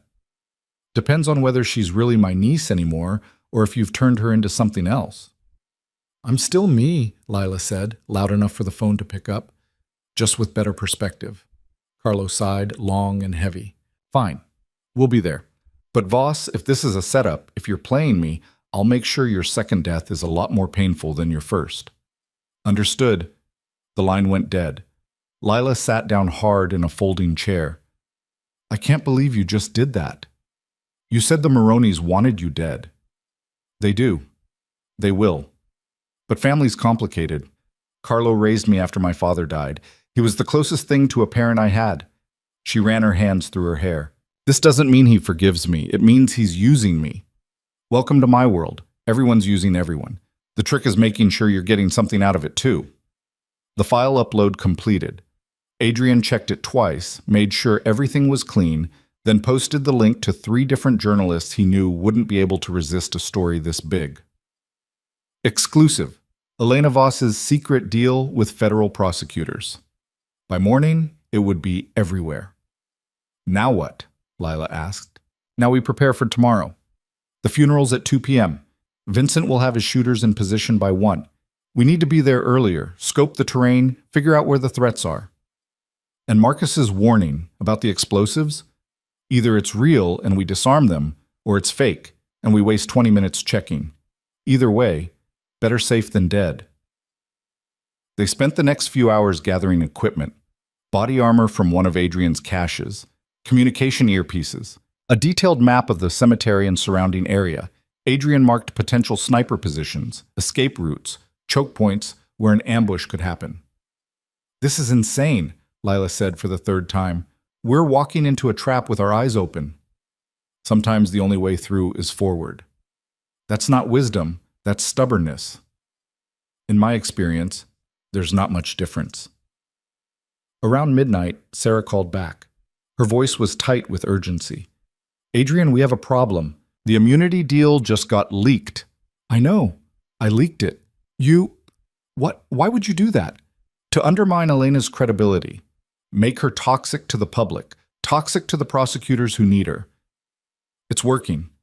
Twitter's on fire. The journalists are demanding answers. But there's blowback. The federal prosecutor handling the case just called me. They want to meet. With you? With whoever leaked the files. They're threatening obstruction charges, witness intimidation. This is serious, Adrian. Everything about this is serious. Tell them to get in line behind everyone else who wants me dead. He paused. Actually, set up the meeting tomorrow morning, 9 a.m. Someplace public. Are you crazy? They'll arrest you on sight. Not if I'm already dead. Far as they know, I'm fish food in the Atlantic. Some anonymous source leaked those files. Could be anyone. They're not stupid, Adrian. Neither am I. Set up the meeting. I want to hear what they have to say. Sarah agreed reluctantly and hung up. Lila was watching Adrian with an expression caught between admiration and concern. You're actually going to walk into a meeting with federal prosecutors? Information gathering. They want to make a deal, which means they're worried. Worried people make mistakes. Or they make arrests. That's what the body armor's for. They tried to sleep in shifts, but neither of them managed more than an hour. Too much adrenaline, too much at stake. Around 4 a.m., Adrian gave up and started reviewing the USB drive files again, looking for anything he'd missed.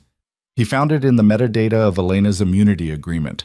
The document had been created 3 weeks before the plane crash, but the first draft had been created 14 months ago. 14 months. Over a year of planning, over a year of Elena lying next to him, gathering evidence, building her escape route. Adrian thought about all the conversations they'd had in that time. Business discussions she'd seemed bored by. Personal moments he'd thought were genuine. All of it recorded, cataloged, weaponized. She's good, he said quietly. I'll give her that. She's better than I thought. Lila looked up from where she was cleaning her gun. Good at what? Betrayal? Good at survival. Most people in her position would have just run, filed for divorce, taken half, disappeared. But she saw an opportunity for more and she took it. That requires vision. It also requires being a sociopath. Maybe. Or maybe it just requires being married to one. Adrian closed the laptop. I was never a good husband, too focused on the empire, on maintaining control. She was an accessory, like she said, something pretty to have at events. That doesn't excuse what she did. No, but it explains it. People don't betray you because they're evil. They betray you because you gave them a reason to want you gone. That's unusually philosophical for a man planning to destroy his enemies. I contain multitudes. Dawn came faster than either of them wanted. The meeting with the prosecutors was at 9, the funeral at 2. 6 hours to navigate a minefield and somehow come out alive. They drove to the meeting location, a coffee shop in a business district. Glass windows and too many witnesses for anyone to try anything obvious. Adrian wore a baseball cap and sunglasses, grew enough stubble that his face looked different from the photos the media was running. Not a perfect disguise, but enough to create doubt. The prosecutor was already there when they arrived. Woman in her 50s, sharp suit, eyes that had seen too many criminals walk free on technicalities. She introduced herself as Janet Reeves, and she didn't offer to shake hands. You're taking a risk being here, she said, stirring her coffee with mechanical precision. Life's a risk. Coffee's just coffee. Adrian sat across from her, Lila standing nearby, watching the street. You wanted to talk. I'm listening. The immunity deal you leaked was part of an active investigation. By making it public, you've compromised our case and potentially endangered our witness. Your witness betrayed her husband and is lying about being pregnant to manipulate public sympathy. Excuse me if I'm not crying into my coffee about her safety. Janet's expression didn't change. Adrian Voss is dead. So who exactly am I talking to? Call me interested party. Call me concerned citizen. Call me whatever makes you feel better about having this conversation. I could arrest you right now. You could try, but this is a public place. I'm armed, and my friend over there is very good at making exits. Adrian leaned back. Besides, you don't want to arrest me. You want to make a deal. What makes you think that? Because if you didn't, you wouldn't have agreed to this meeting. You'd have sent a SWAT team to wherever you thought I was hiding, but you're here, alone, which means you need something. Janet set down her coffee. Elena Voss's testimony is compromised now. The defense attorneys in our other cases are already filing motions, claiming witness tampering, questioning her credibility. Half our investigation is falling apart because you couldn't keep your ego in check. My ego's fine. My wife sleeping with my best friend while selling me out to the feds, that's what's in question. We need this investigation to stick. We've been building it for 18 months. Judges, cops, organized crime figures.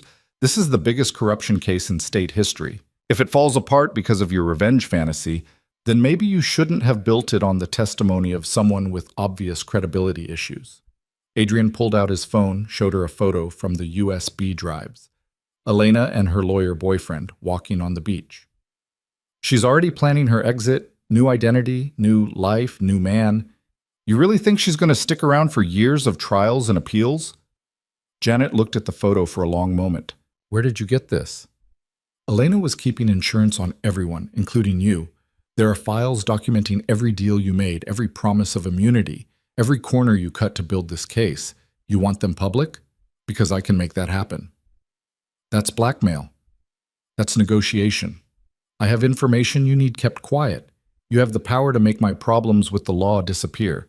Seems like we could help each other. Janet's jaw tightened. What do you want? Elena's immunity deal gets revoked. You charge her with conspiracy, evidence tampering, whatever you can make stick. She goes down for what she did. We can't do that. She's our star witness. She's a liability who's about to disappear anyway, but I can give you something better. Adrian pulled out a USB drive, set it on the table.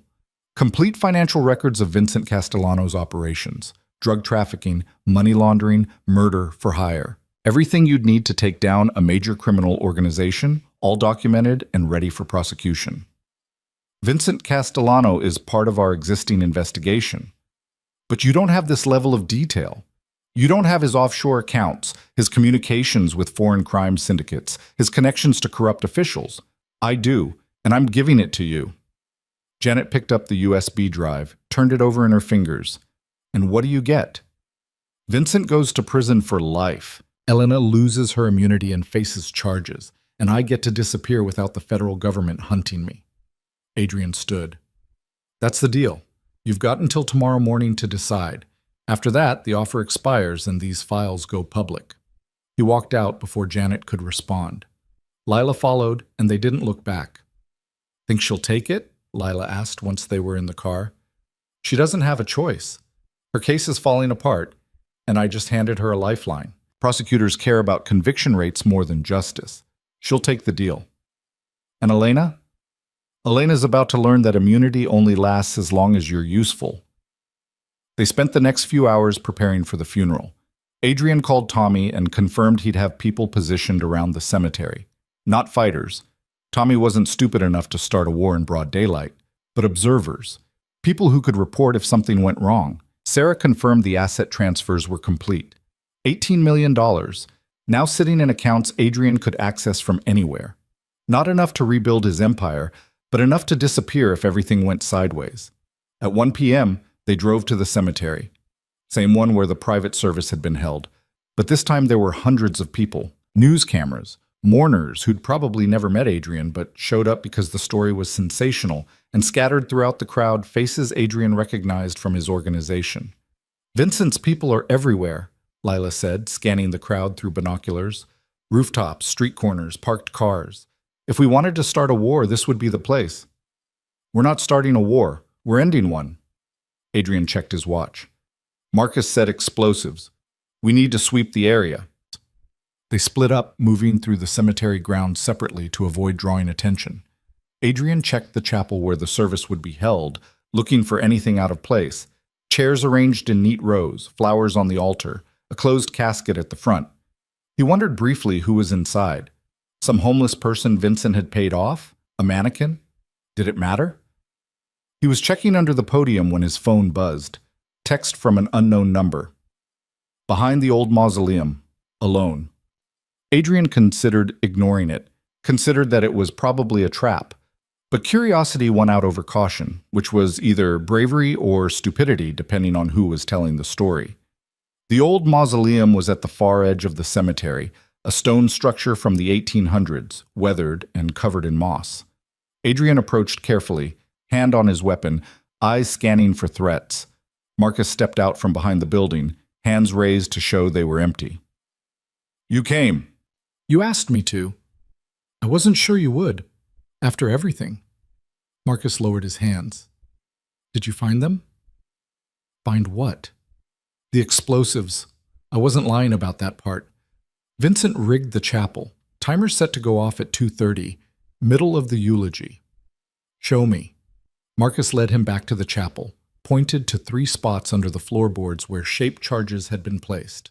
Professional work? Probably military grade. Enough to bring down the building and kill everyone inside. Why are you doing this? Adrian asked as he examined the explosives. Why help me? Because I'm trying to fix what I broke. Marcus crouched beside him. When I agreed to help Vincent, I thought we'd just push you out, force you to retire, take your money, disappear. I didn't think he'd actually kill you. You tried to blow me up. I set up a meeting I knew you'd be suspicious of. I wanted you paranoid enough to avoid it. Marcus's voice cracked slightly. I know how you think, Adrian. I know you trust your gut. I was counting on that. And if I hadn't, if I'd gone to meet Volkov, then I would have called you at the last minute, told you to turn around. I had a dozen backup plans, but you figured it out yourself, like I knew you would. Adrian wanted to believe him, wanted to think his brother had been playing both sides, trying to save them both. But trust was a broken thing between them now, shattered into pieces too small to glue back together. Vincent's planning to kill Elena too, Marcus said quietly.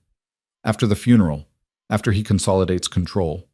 She knows too much, has too much leverage. He can't let her live. She's got federal protection. She's got a piece of paper. Vincent's got bullets. Which one do you think wins? Adrian started disarming the explosives, carefully removing detonators and cutting wires. If Marcus was lying, if this was somehow part of the trap, he'd find out soon enough. But the charges were real. The danger was real, and that meant at least part of Marcus's story was true. Where is Elena now? Adrian asked. Safe house on the waterfront. Vincent's people are watching it, but she doesn't know that. She thinks she's protected. And Vincent's plan? Make it look like rival gang violence. Russians, probably. Blame it on Volkov. Clean up all the loose ends at once. Adrian removed the last detonator, pocketed it. You realize telling me all this makes you a liability, too. I know. But I'm hoping you'll remember we're brothers before you remember I betrayed you. Brothers. Adrian stood, faced Marcus directly. You want to know what I remember about brothers? I remember when Dad came home drunk and I stepped in front of you so you wouldn't get hit. I remember working 3 jobs so you could finish school. I remember building this whole empire thinking I was making something we'd share. Adrian, and I remember you throwing it all away because you wanted to be the one in charge. Because my shadow was too heavy and you couldn't stand it anymore. Adrian's voice was cold, flat. So no, Marcus, I don't remember we're brothers. I remember we used to be. He walked away before Marcus could respond. Lila was waiting by the car, and from her expression, she'd seen the whole conversation from a distance. The explosives were real, Adrian said. Marcus disarmed them. So he's telling the truth? About trying to save you? About some things. Maybe. Adrian got in the car. Doesn't change what he did. Doesn't change that he made his choice. The funeral started at 2 p.m. exactly. Adrian and Lila watched from a distance, using the cameras and observers Tommy had positioned. The turnout was massive. Business associates, politicians, criminals, media. Everyone who was anyone gathered to mourn a man most of them had feared.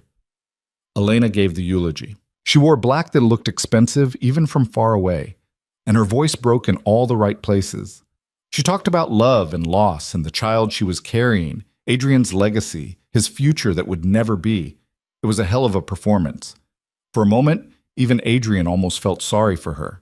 Then she started the second part, the part where she announced the Adrian Voss Foundation for Youth Education, funded by his estate, managed by a board including herself and Vincent Castellano, taking his money and making themselves look like heroes.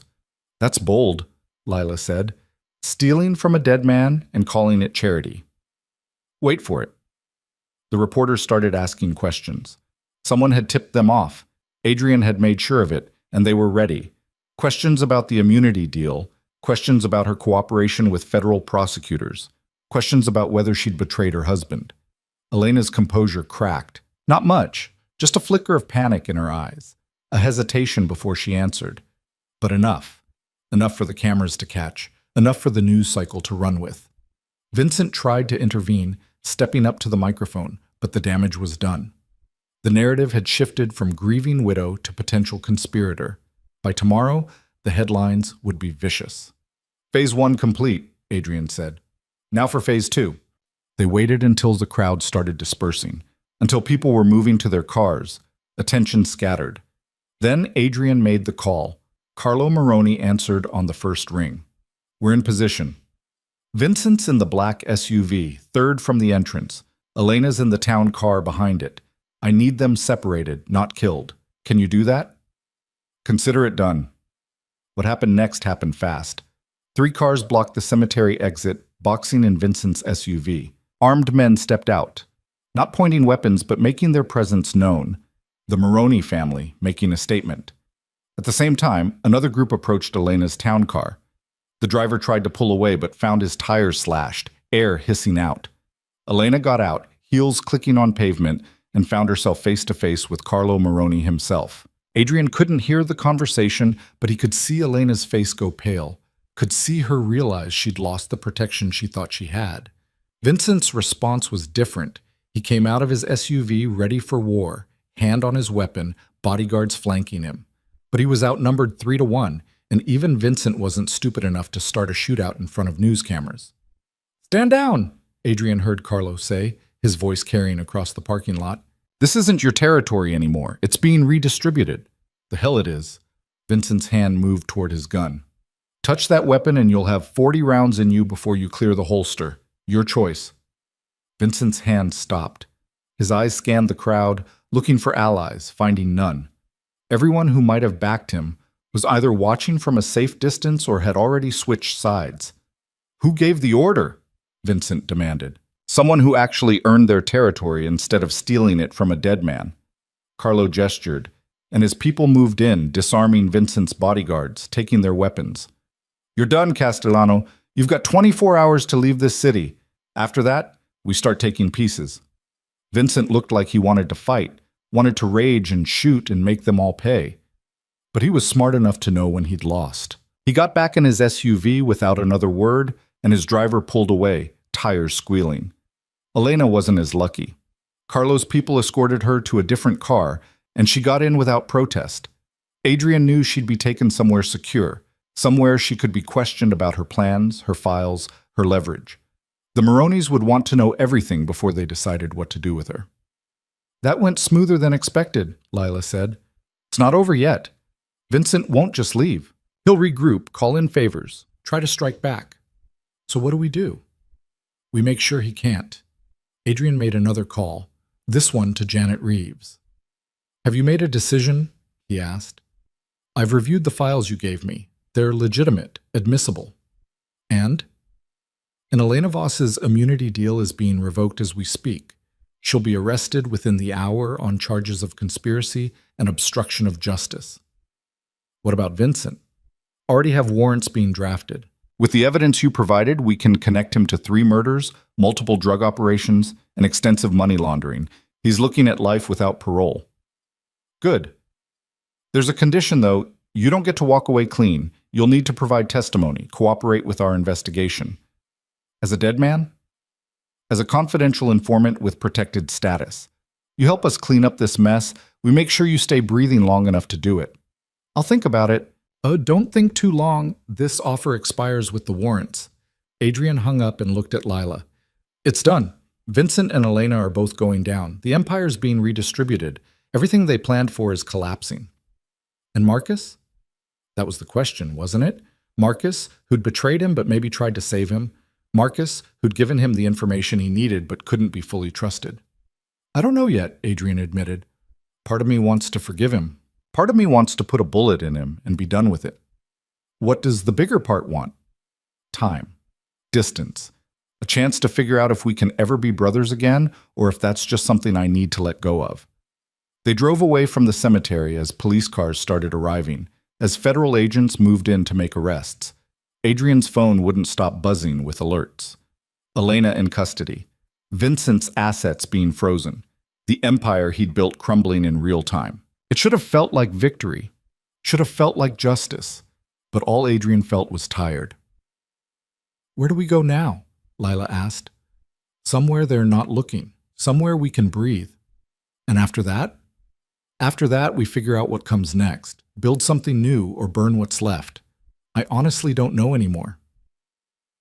They drove through the city as the sun started setting, painting everything in shades of orange and red. The radio was playing news coverage of the arrests, reporters speculating about corruption and betrayal and the fall of a criminal empire. Adrian turned it off. He'd heard enough. His phone rang one more time. Marcus. Adrian almost didn't answer, almost let it ring through to voicemail, but something made him pick up. Yeah, I just heard about Elena and Vincent, the arrests. Good news travels fast. Did you do that? Set them up? I gave the prosecutors what they needed. They made their own choices. Marcus was quiet for a moment. What about me? Am I next? Adrian thought about that. Thought about all the ways he could hurt his brother, all the revenge he could take. Thought about the look on Marcus's face at the pier, tired and defeated and desperately trying to fix what he'd broken. You're my brother, Adrian said finally. That used to mean something. Maybe it still does. But I can't trust you anymore, Marcus. I can't work with you, can't build with you, so you're not next. You're just done. Adrian, find your own path. Make your own empire. But stay out of my way. That's the only mercy you're getting. He hung up before Marcus could respond. Lila reached over, put her hand on his arm. That was the right call. Was it? Because it doesn't feel right. It just feels empty. Most things do at the end, but you're still alive. We both are. That's more than Vincent or Elena can say right now. Adrian drove them out of the city, past the suburbs, into rural areas where the air smelled like trees instead of exhaust. They found a motel that didn't ask questions, paid cash for a room, and finally let themselves rest. Tomorrow they'd figure out next steps. Tomorrow they'd start building whatever came after the fall. But tonight, they were just two people who'd survived something that should have killed them, trying to remember what that felt like. Thank you, Adrian said quietly, for warning me that first night, for saving my life when you had every reason to let me die. I didn't do it for you, Lila said. I did it because I wanted to be better than the people who raised me. Wanted to prove I could make my own choices instead of following orders. How's that working out? Still alive, so pretty well, I think. They sat in silence as darkness fell completely. Two broken people in a broken world, holding on to the only thing they had left, each other and the slim hope that survival might eventually turn into something worth living for. Morning came with news that felt like watching dominoes fall in slow motion.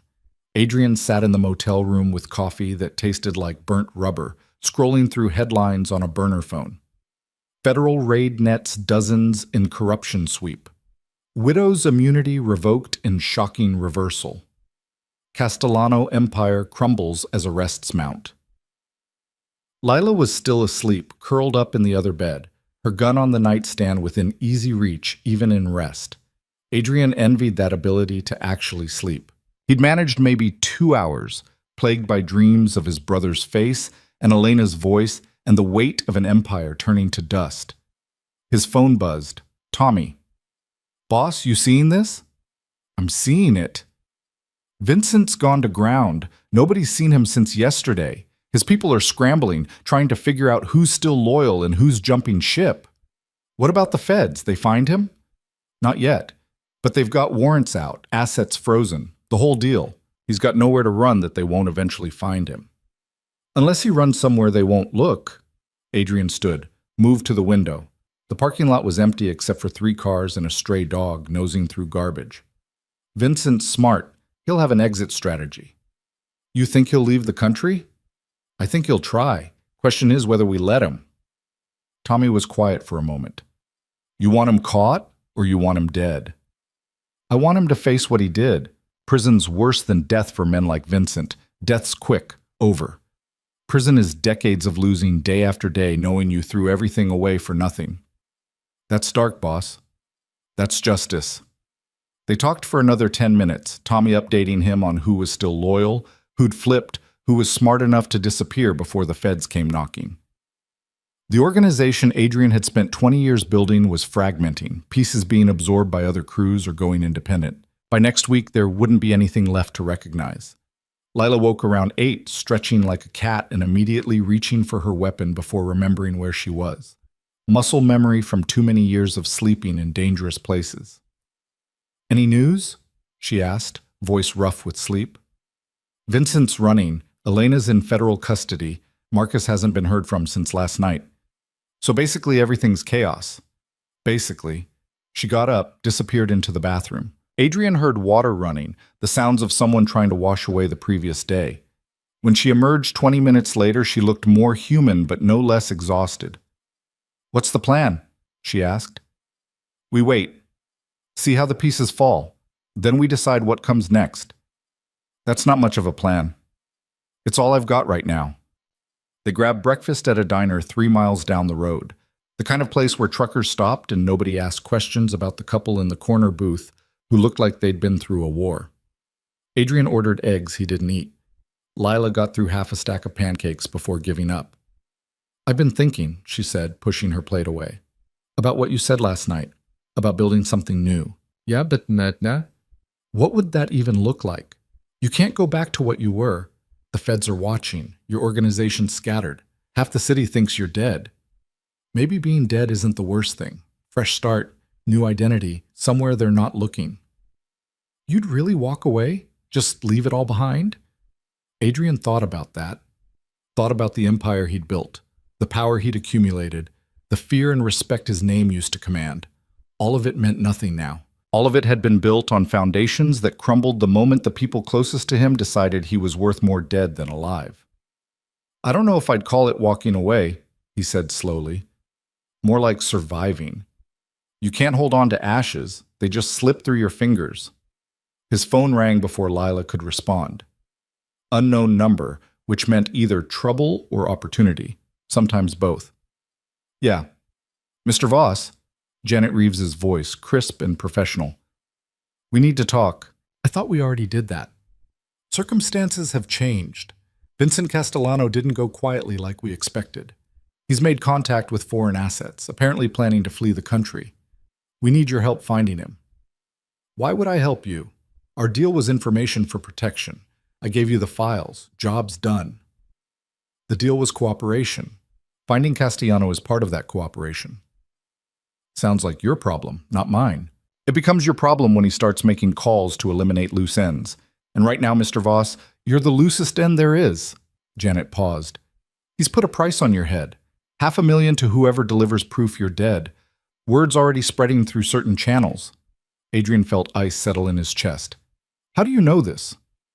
We've got surveillance on some of his known associates, intercepted communications. He's desperate, angry, and willing to spend whatever it takes to hurt you before he disappears. So what do you want from me? Help us find him before he finds you. You know how he thinks, where he'd run, who he'd reach out to. We need that insight. And if I don't, then you spend the rest of your probably very short life looking over your shoulder while we try to catch a ghost. Adrian hung up and looked at Lila. Vincent put a bounty on me. How much? $500,000? She whistled low. That's a lot of money for a dead man. He's desperate. Desperate men make stupid decisions. Or very dangerous ones. They left the diner and drove aimlessly for an hour, Adrian thinking through angles and options. Vincent would need money to run, which meant accessing accounts the feds hadn't frozen yet. He'd need transportation, probably private, nothing that required ID or background checks. And he'd need allies who weren't scared of federal prosecution. That narrowed the field considerably. Volkov, Adrian said suddenly, Vincent would go to Volkov. The Russians got resources, connections, and he's already invested in Vincent's success. The feds would be watching Volkov. They would. But Volkov's got diplomatic immunity through his business connections. He can move freely, meet with whoever he wants. If Vincent's smart, he'd use that. Adrian called Sarah. She answered on the second ring, sounding harried. Adrian, thank God. I've been trying to reach you all morning. What's wrong? Everything. The feds seized most of your liquid assets. I managed to protect the offshore accounts we moved yesterday. But anything in your name or linked to your companies is gone. You're basically broke. I've got 18 million hidden. That's not broke. It is when you're trying to rebuild an empire. That's barely operating capital. Then it's a good thing I'm not rebuilding. Adrian pulled over to the side of the road, put the car in park. Sarah, I need you to do something for me. It's risky and probably illegal. Most of what I do for you fits that description. What do you need? Access to Dmitry Volkov's financial records, specifically any large transfers in the last 48 hours. You think Vincent's with Volkov? I think Vincent needs money, and Volkov's one of the few people with both the resources and the motivation to help him. If they've made a deal, there'll be a paper trail. That kind of information is locked down tight. I'd need to hack into. I didn't say it would be easy. Can you do it? Sarah was quiet for a long moment. Give me 4 hours. Maybe 6. I'll need to route through some overseas servers, make it look like the hack's coming from somewhere else. Do it. And Sarah, be careful. If Volkov catches wind someone's digging into his finances, he won't respond kindly. Kindness and I parted ways when I agreed to work for you. She hung up. Adrian sat there, engine idling, trying to think 3 steps ahead. Vincent with Volkov meant access to international resources, meant the ability to disappear into countries that didn't extradite, to live comfortably while Adrian and everyone else who'd wronged him faced consequences. That couldn't happen. We need to find them before Sarah gets back to us, Adrian said. Narrow down the possibilities. How? Volkov's got properties all over the city, but he's got preferences, places he feels safe, places with security he controls. Adrian pulled out his laptop, started searching. 3 years ago, I tracked his movements for a month, figured out his patterns. There's a hotel he uses for private meetings. The Monarch, downtown. Russian-owned, guards on every floor, cameras everywhere. So basically a fortress. Basically. But Vincent's not there for security. He's there to negotiate. And negotiations take time. They drove back into the city, Adrian taking side streets and avoiding main roads where traffic cameras might catch his face. The Monarch Hotel was exactly what it sounded like. Expensive, exclusive, the kind of place where royalty stayed when they were slumming it. Adrian had been there twice, both times for meetings that required absolute discretion. The hotel was 42 stories of glass and steel, with a lobby that looked like someone had melted down a bank vault and turned it into furniture. Lila whistled when she saw it. We're not exactly dressed for this place. We're not going through the front door. Adrian parked 3 blocks away and led them through a service alley that connected to the hotel's loading dock. He'd used this entrance before, back when he was still alive officially, and meeting with people who preferred not to be seen with him. The loading dock was busy with deliveries, staff moving carts and boxes, nobody paying attention to 2 more people in dark clothes who looked like they belonged. Adrian and Lila slipped inside, took the service elevator to the 38th floor where Volkov kept a permanent suite. How do you know he's here? Lila whispered as they moved down the hallway. I don't. But if Vincent's in the city and needs Volkov's help, this is where they'd meet. The hallway was empty, thick carpet muffling their footsteps. Volkov's suite was at the end, door marked only with a number. Adrian pressed his ear against it, listening. Voices. 2 men speaking Russian, too muffled to make out words. Then a third voice. American accent, angry. Vincent. Adrian looked at Lila. She already had her gun out, safety off. He pulled his own weapon and tried the door handle. Locked, but not deadbolted. Cheap lock for an expensive hotel, probably because Volkov relied on guards more than hardware. It took Adrian 30 seconds to pick it. The door swung open silently. The suite beyond was exactly what he expected. Expensive furniture, floor-to-ceiling windows overlooking the city, art that probably cost more than most people made in a year. Dmitry Volkov sat in a leather chair that looked like a throne, cigarette in one hand, glass of vodka in the other. 2 bodyguards flanked him, both armed, and Vincent stood in the center of the room, looking like he'd aged 5 years and 2 days. Everyone froze when Adrian walked in. Well, Volkov said in accented English, not bothering to stand. This is unexpected. The dead man walks. Surprised? Adrian kept his gun trained on the nearest bodyguard. Lila had the other one covered. Disappointed, actually. Vincent here has been telling me you were fish food. I was already planning how to carve up your territories. Volkov took a drag on his cigarette. But here you are, very much alive, and very much armed in my private suite. I'm looking for closure. Call it a therapy session. Vincent's hand moved toward his waist. Adrian's gun shifted to point at his chest. Don't, Adrian said quietly. I've had a really bad week, Vincent. Don't make it worse. Vincent's hand stopped moving. You can't win this, Adrian. Even if you kill me, you're outnumbered. Volkov's guards will cut you down before you reach the door. Maybe. But you'll still be dead, and honestly, that might be enough. Volkov laughed, a dry sound like sandpaper on wood. I like this. American drama, very entertaining, but let's be practical, yes? You want Vincent. I want my investment protected. Perhaps we make a deal. What kind of deal? I give you Vincent. You walk away, tell no one I was involved. Everyone wins except him." Volkov gestured at Vincent with his vodka glass. "He is becoming liability anyway. FBI watching, assets frozen, bounties on heads. Too much attention." Vincent turned on Volkov. "You're selling me out? After everything I promised you? You promised territories you don't control. Money you don't have. I am businessman, Vincent. I don't keep bad investments." "You son of a—" Vincent's hand went for his gun.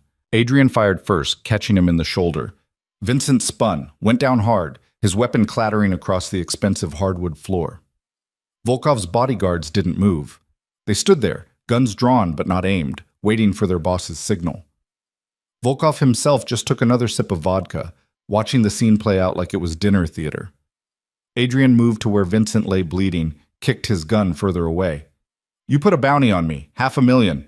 "Should have made it more," Vincent gasped. "Should have made it enough to bring out everyone who ever hated you. Everyone who hates me is either dead or in prison. You're about to join them." Adrian pressed his gun against Vincent's good shoulder. "Where's Elena?" "Rotting in federal custody, last I heard." "You were planning to kill her, Marcus told me." Vincent laughed, then coughed blood. "Marcus told you a lot of things. Some of them were even true." "Which ones weren't?" "Figure it out yourself. You're the genius who built an empire. Or was that me? I forget who did what anymore." Adrian felt his finger tighten on the trigger. It would be so easy. One shot, Vincent gone, problem solved. Justice served in lead and powder and the satisfying physics of cause and effect. But Lila's voice cut through his anger. "Don't." He looked at her. She had her gun still trained on Volkov's guards, but her eyes were on Adrian. "Don't give him the easy way out," she said. "Let him rot in prison. Let him lose everything slowly, piece by piece. That's what he deserves." She was right. She was absolutely right. Death was mercy Vincent didn't deserve. Adrian lowered his gun. "Call 911. Tell them there's been a shooting. Send an ambulance." "You're letting him live?" Volkov asked, sounding genuinely surprised. "I'm letting him survive. There's a difference." Adrian stood, stepped back from Vincent. "The feds want him. They can have him. He'll spend the next 30 years in a cell thinking about what he lost." Vincent tried to say something, but he was losing too much blood, consciousness fading. Adrian watched him go under with something that felt less like satisfaction and more like exhaustion. Volkov's bodyguards moved to apply pressure to Vincent's wound. Volkov himself stood, adjusted his suit jacket. "You have made interesting choice," he said. "Most men would have killed, but you choose suffering instead. This is why you built empire. You understand pain is better teacher than death." "I understand Vincent's not worth the bullet, that's all." "And what of me? You have seen my involvement. You know I helped him plan against you." "You're a businessman doing business. I can't fault you for that." Adrian started backing toward the door, Lila moving with him. "But stay out of my territories. Whatever deal you had with Vincent is done." "Look, I have no territories here anymore. FBI has made city too hot for my operations. I will move elsewhere, find easier markets." Volkov raised his vodka in a mock toast. "But perhaps we meet again, Adrian Voss, in another city, another life." "Let's hope not." They left before the ambulance arrived, taking the service elevator down and disappearing into the city. Adrian's hands were shaking, adrenaline finally catching up with him. He'd been so close to killing Vincent, so close to throwing away Lila's wisdom for the temporary satisfaction of revenge. "Thank you," he said once they were back in the car, "for stopping me." "I didn't stop you. I just reminded you who you wanted to be." They drove to a different motel, this one even cheaper than the last.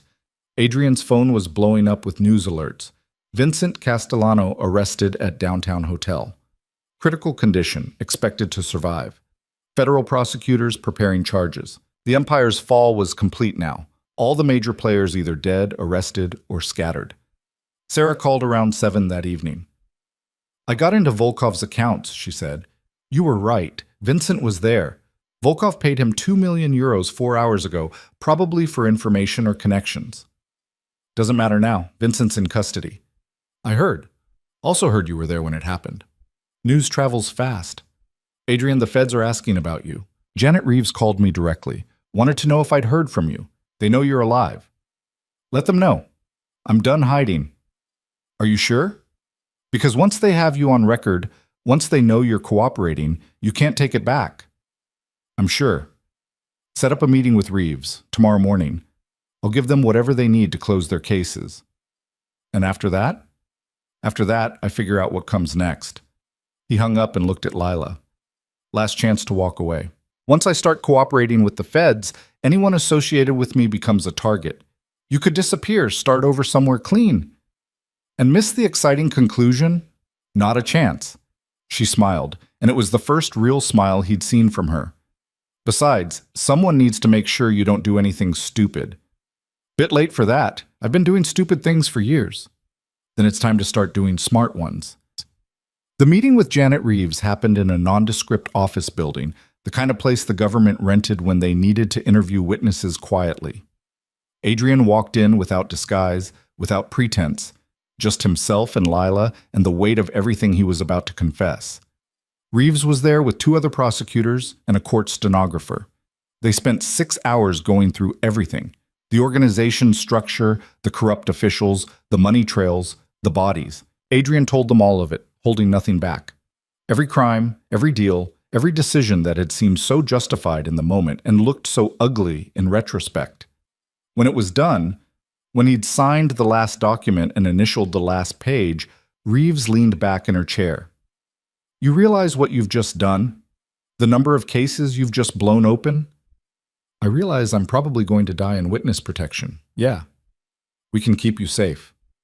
No offense, but I've heard that before. People promise me safety, loyalty, partnership. Look how that turned out. This is different. This is official. Official just means the betrayal comes with paperwork. Reeves almost smiled. You're a cynic, Mr. Voss. I'm a realist. There's a difference. They released him 4 hours later with instructions to stay available, stay in contact, stay alive. Adrian and Lila walked out into evening air that smelled like rain and new beginnings. What now? Lila asked. Now we find somewhere quiet, somewhere they're not looking, somewhere we can breathe. They drove west, leaving the city behind. Adrian's phone rang one more time as they crossed the county line. Marcus. He almost didn't answer, almost let it ring through, let his brother disappear into whatever future he'd make without Adrian in it. But something made him pick up. Yeah. I heard about Vincent, about you turning evidence. Good news travels fast, bad news travels faster. I just wanted to say, I'm sorry for all of it, for thinking I deserved what you built, for letting ambition make me stupid. Adrian watched the city lights fade in his rearview mirror. You were right, though, about one thing. I did take all the credit. I did keep you in my shadow. I didn't mean to, but I did. That doesn't excuse what I did. No, but it explains it. Adrian paused. What are you going to do now? Start over, somewhere else. Try to build something honest instead of something dirty. Marcus's voice cracked. Maybe try to be the man our mother thought I could be instead of the man our father was. That's a good plan. Adrian, do you think, could we ever be brothers again? Adrian finished. I don't know, Marcus. Maybe. Someday. But not now. Not while everything's still bleeding. I understand. Take care of yourself, little brother. You too. Adrian hung up and drove on. Leela was quiet beside him, respecting the weight of the conversation. After 20 minutes, she spoke. You think you'll ever forgive him? I think time makes everything look different. What seems unforgivable now might look like just human stupidity in 10 years. Or it might look worse. I honestly don't know. They stopped at a roadside motel in a town so small it didn't have a traffic light. Adrian paid cash for a room and they sat on the bed, watching the news coverage of everything that had fallen apart. Elena had been denied bail, facing 37 counts of conspiracy and obstruction. The pregnancy announcement had been exposed as a lie, just another manipulation. Her lawyer boyfriend had been disbarred for ethics violations. Everything she'd planned, every carefully constructed lie, had collapsed under the weight of her own ambition. Vincent was recovering under federal guard, facing charges that would keep him in prison for multiple lifetimes. His empire was being carved up by the Maronis and other crews, redistributed among people who'd actually earned their territories through loyalty and blood. The corrupt officials on Elena's insurance list were being arrested one by one, a cascade of prosecutions that would reshape law enforcement in 3 states. Judges, cops, prosecutors, all of them falling because they'd thought they were too important to face consequences. And Adrian Voss, officially declared alive after 3 days of being dead, was cooperating with federal prosecutors in exchange for immunity and witness protection. The news called it the fall of an empire. Adrian called it the end of something that should have ended years ago. "What do you want to build now?" Lila asked quietly. "Now that the old empire's gone?" Adrian thought about that. Thought about the 18 million in offshore accounts. Enough to start over, but not enough to recreate what he'd lost. Thought about the skills he had, the knowledge, the understanding of how power worked and how to accumulate it. "Something smaller," he said finally. "Something that doesn't require an army to protect or constant vigilance to maintain.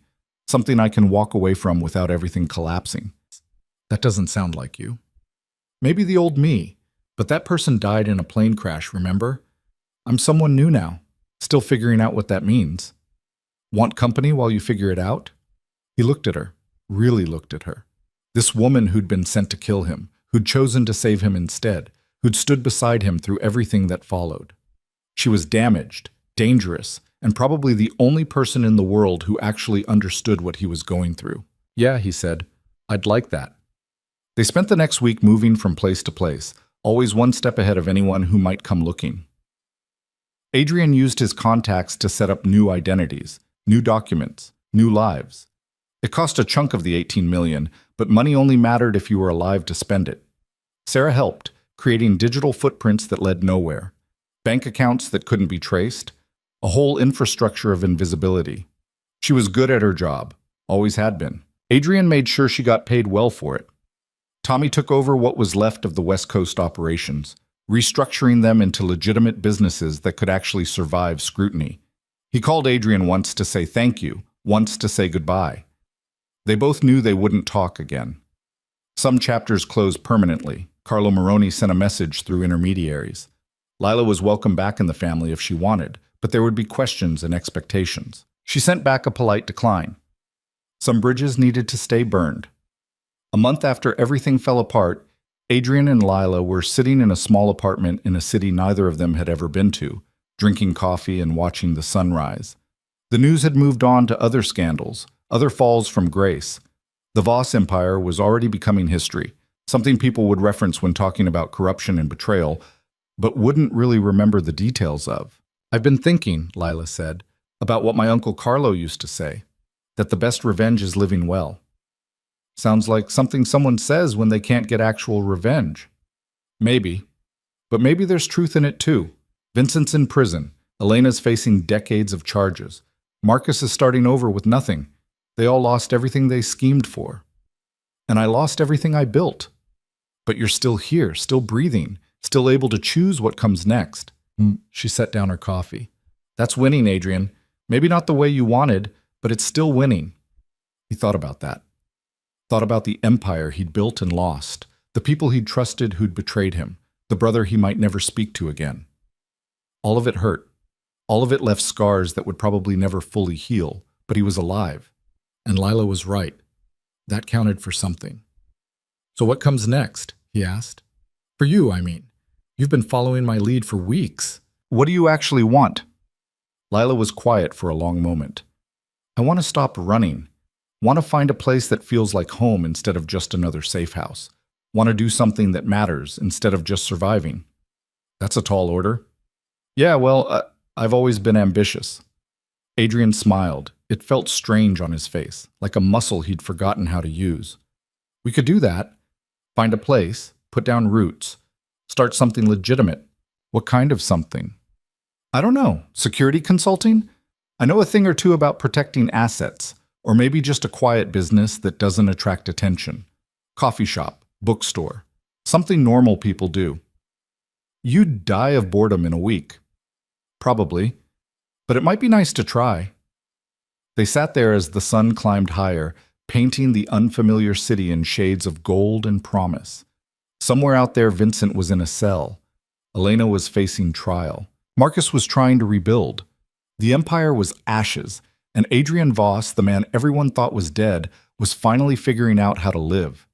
It wasn't the ending he'd imagined, wasn't the victory he'd planned for or the revenge he'd fantasized about. It was messier than that, more complicated, full of loose ends and unresolved feelings. But it was his, and that made it enough. You know what the funny thing is? Adrian said. I spent 20 years building power, accumulating control, making sure I'd never be vulnerable again. And it was all built on sand. The moment people decided I was worth more dead than alive, the whole thing collapsed. So what's the lesson? That power built on fear doesn't last. That loyalty bought with money isn't really loyalty. That the only thing you can really trust is, he paused, trying to find the right words, is the choice to keep going when everything's telling you to quit. That's almost philosophical. Don't tell anyone. I've got a reputation to maintain. You're supposed to be dead, remember? No reputation to maintain. Good point. Lila's phone buzzed. She checked it, then showed Adrian the screen. News alert. Castellano trial date set. Prosecution expects life sentence. They're going to bury him, she said. Good. He earned it. Another alert came through. Elena Voss plea deal rejected. Prosecutors pushing for maximum sentence. She's getting what she deserves too, Lila said. Yeah. Adrian felt something that might have been satisfaction or might have been just exhaustion. Strange how justice actually happening feels anticlimactic. You spend all this time wanting revenge, planning for it, and when it finally comes, it's just paperwork and court dates. Maybe that's what justice is. Not the dramatic explosion, just the slow bureaucratic grinding of consequences. You're getting philosophical too. Must be contagious. They spent the rest of the day planning their actual future. Not the next week or the next safe house, but the next year, the next decade. Places they might settle, businesses they might start, lives they might build that didn't require looking over their shoulders constantly. It felt strange, planning for normalcy. Adrian had spent so long operating in the shadows, making decisions that affected hundreds of people, that the idea of just existing seemed almost foreign. But foreign didn't mean bad, just different. His phone rang one last time. Janet Reeves. Mr. Voss, wanted to update you on the cases. I'm listening. Vincent Castellano has agreed to a plea deal. Life in prison without parole in exchange for testimony against his remaining associates. He'll spend the rest of his life in a supermax facility. And Elena? Her trial starts in 3 months. With the evidence we have, including your testimony, we're confident in a conviction. She's looking at minimum 30 years, probably more. What about the corruption cases? The officials on her list? 14 indictments so far, more coming. This is the biggest cleanup of law enforcement corruption in state history. You helped make that happen. I helped create it too. Don't forget that part. I haven't, but you're also helping fix it. That counts for something. Reeves paused. For what it's worth, I think you made the right choice. Cooperation over revenge. Justice over murder. Jury's still out on that one. Give it time. These things have a way of looking better in retrospect. She hung up. Adrian set the phone down and looked at Lila. It's really over, he said. Vincent's going to prison. Elena's going to trial. Everyone who betrayed me is facing consequences. How does it feel? Empty. Like I should feel triumphant or satisfied, but mostly I just feel tired. That's because revenge doesn't actually fix anything. It just trades one kind of pain for another. When did you get so wise? When I stopped following orders and started making my own choices. Turns out thinking for yourself teaches you things. They sat in comfortable silence as the day wore on. Outside, the city moved through its rhythms, people going about their lives unaware that a man who'd built and lost an empire was sitting in a modest apartment above a bodega, trying to figure out how to be normal. Evening brought one final call. Marcus. I'm leaving tomorrow, he said without preamble. Heading west, starting completely over. Good luck with that. Adrian, I know you said maybe someday we could be brothers again. I just wanted you to know that I'm going to try to become someone worthy of that. Someone you could actually be proud of. I was proud of you once, long time ago before everything got complicated. Think you could be again? Adrian thought about his brother. Thought about the kid who'd followed him around, the teenager who'd stood beside him, the man who'd betrayed him. All the different versions of Marcus, all the choices that had led them here. Yeah, he said finally. I think maybe I could, but it'll take time. I've got nothing but time now. Then use it well. I will. And Adrian, thank you for not killing me when you had the chance, for giving me the space to figure out who I want to be. Don't thank me. Thank Lila. She's the one who keeps reminding me that mercy's stronger than revenge. They said goodbye, and this time it felt final in a different way. Not an ending, but a pause. A bookmark in a story that might continue someday or might just stay closed. Either way was okay. That was good of you, Lila said, giving him hope. I gave him truth. Whether he makes it into hope is up to him. The sun set on their first day of whatever came next. Adrian and Lila sat on the apartment's small balcony, watching the city lights come on one by one, and for the first time in weeks, Adrian felt something like peace. It was fragile, tentative, the kind of peace that could shatter with the wrong phone call or the right threat. But it was there, and that was more than he'd had when this all started. You know what the real victory is? Lila said quietly. Not that Vincent's in prison or Elena's facing trial. It's that you're here, alive, making your own choices instead of following someone else's script. Pretty modest victory for a man who used to run an empire. Maybe, but empires fall. People who learn to adapt, they survive. Is that what we're doing? Adapting? I like to think we're evolving, becoming better versions of ourselves. I've been a lot of versions. Not sure which one is better. The one that's still breathing and trying to do right. That's the better version. Adrian looked at her, this woman who'd saved him when she could have killed him, who'd stood beside him through chaos and betrayal, who was choosing to build a future instead of running from the past.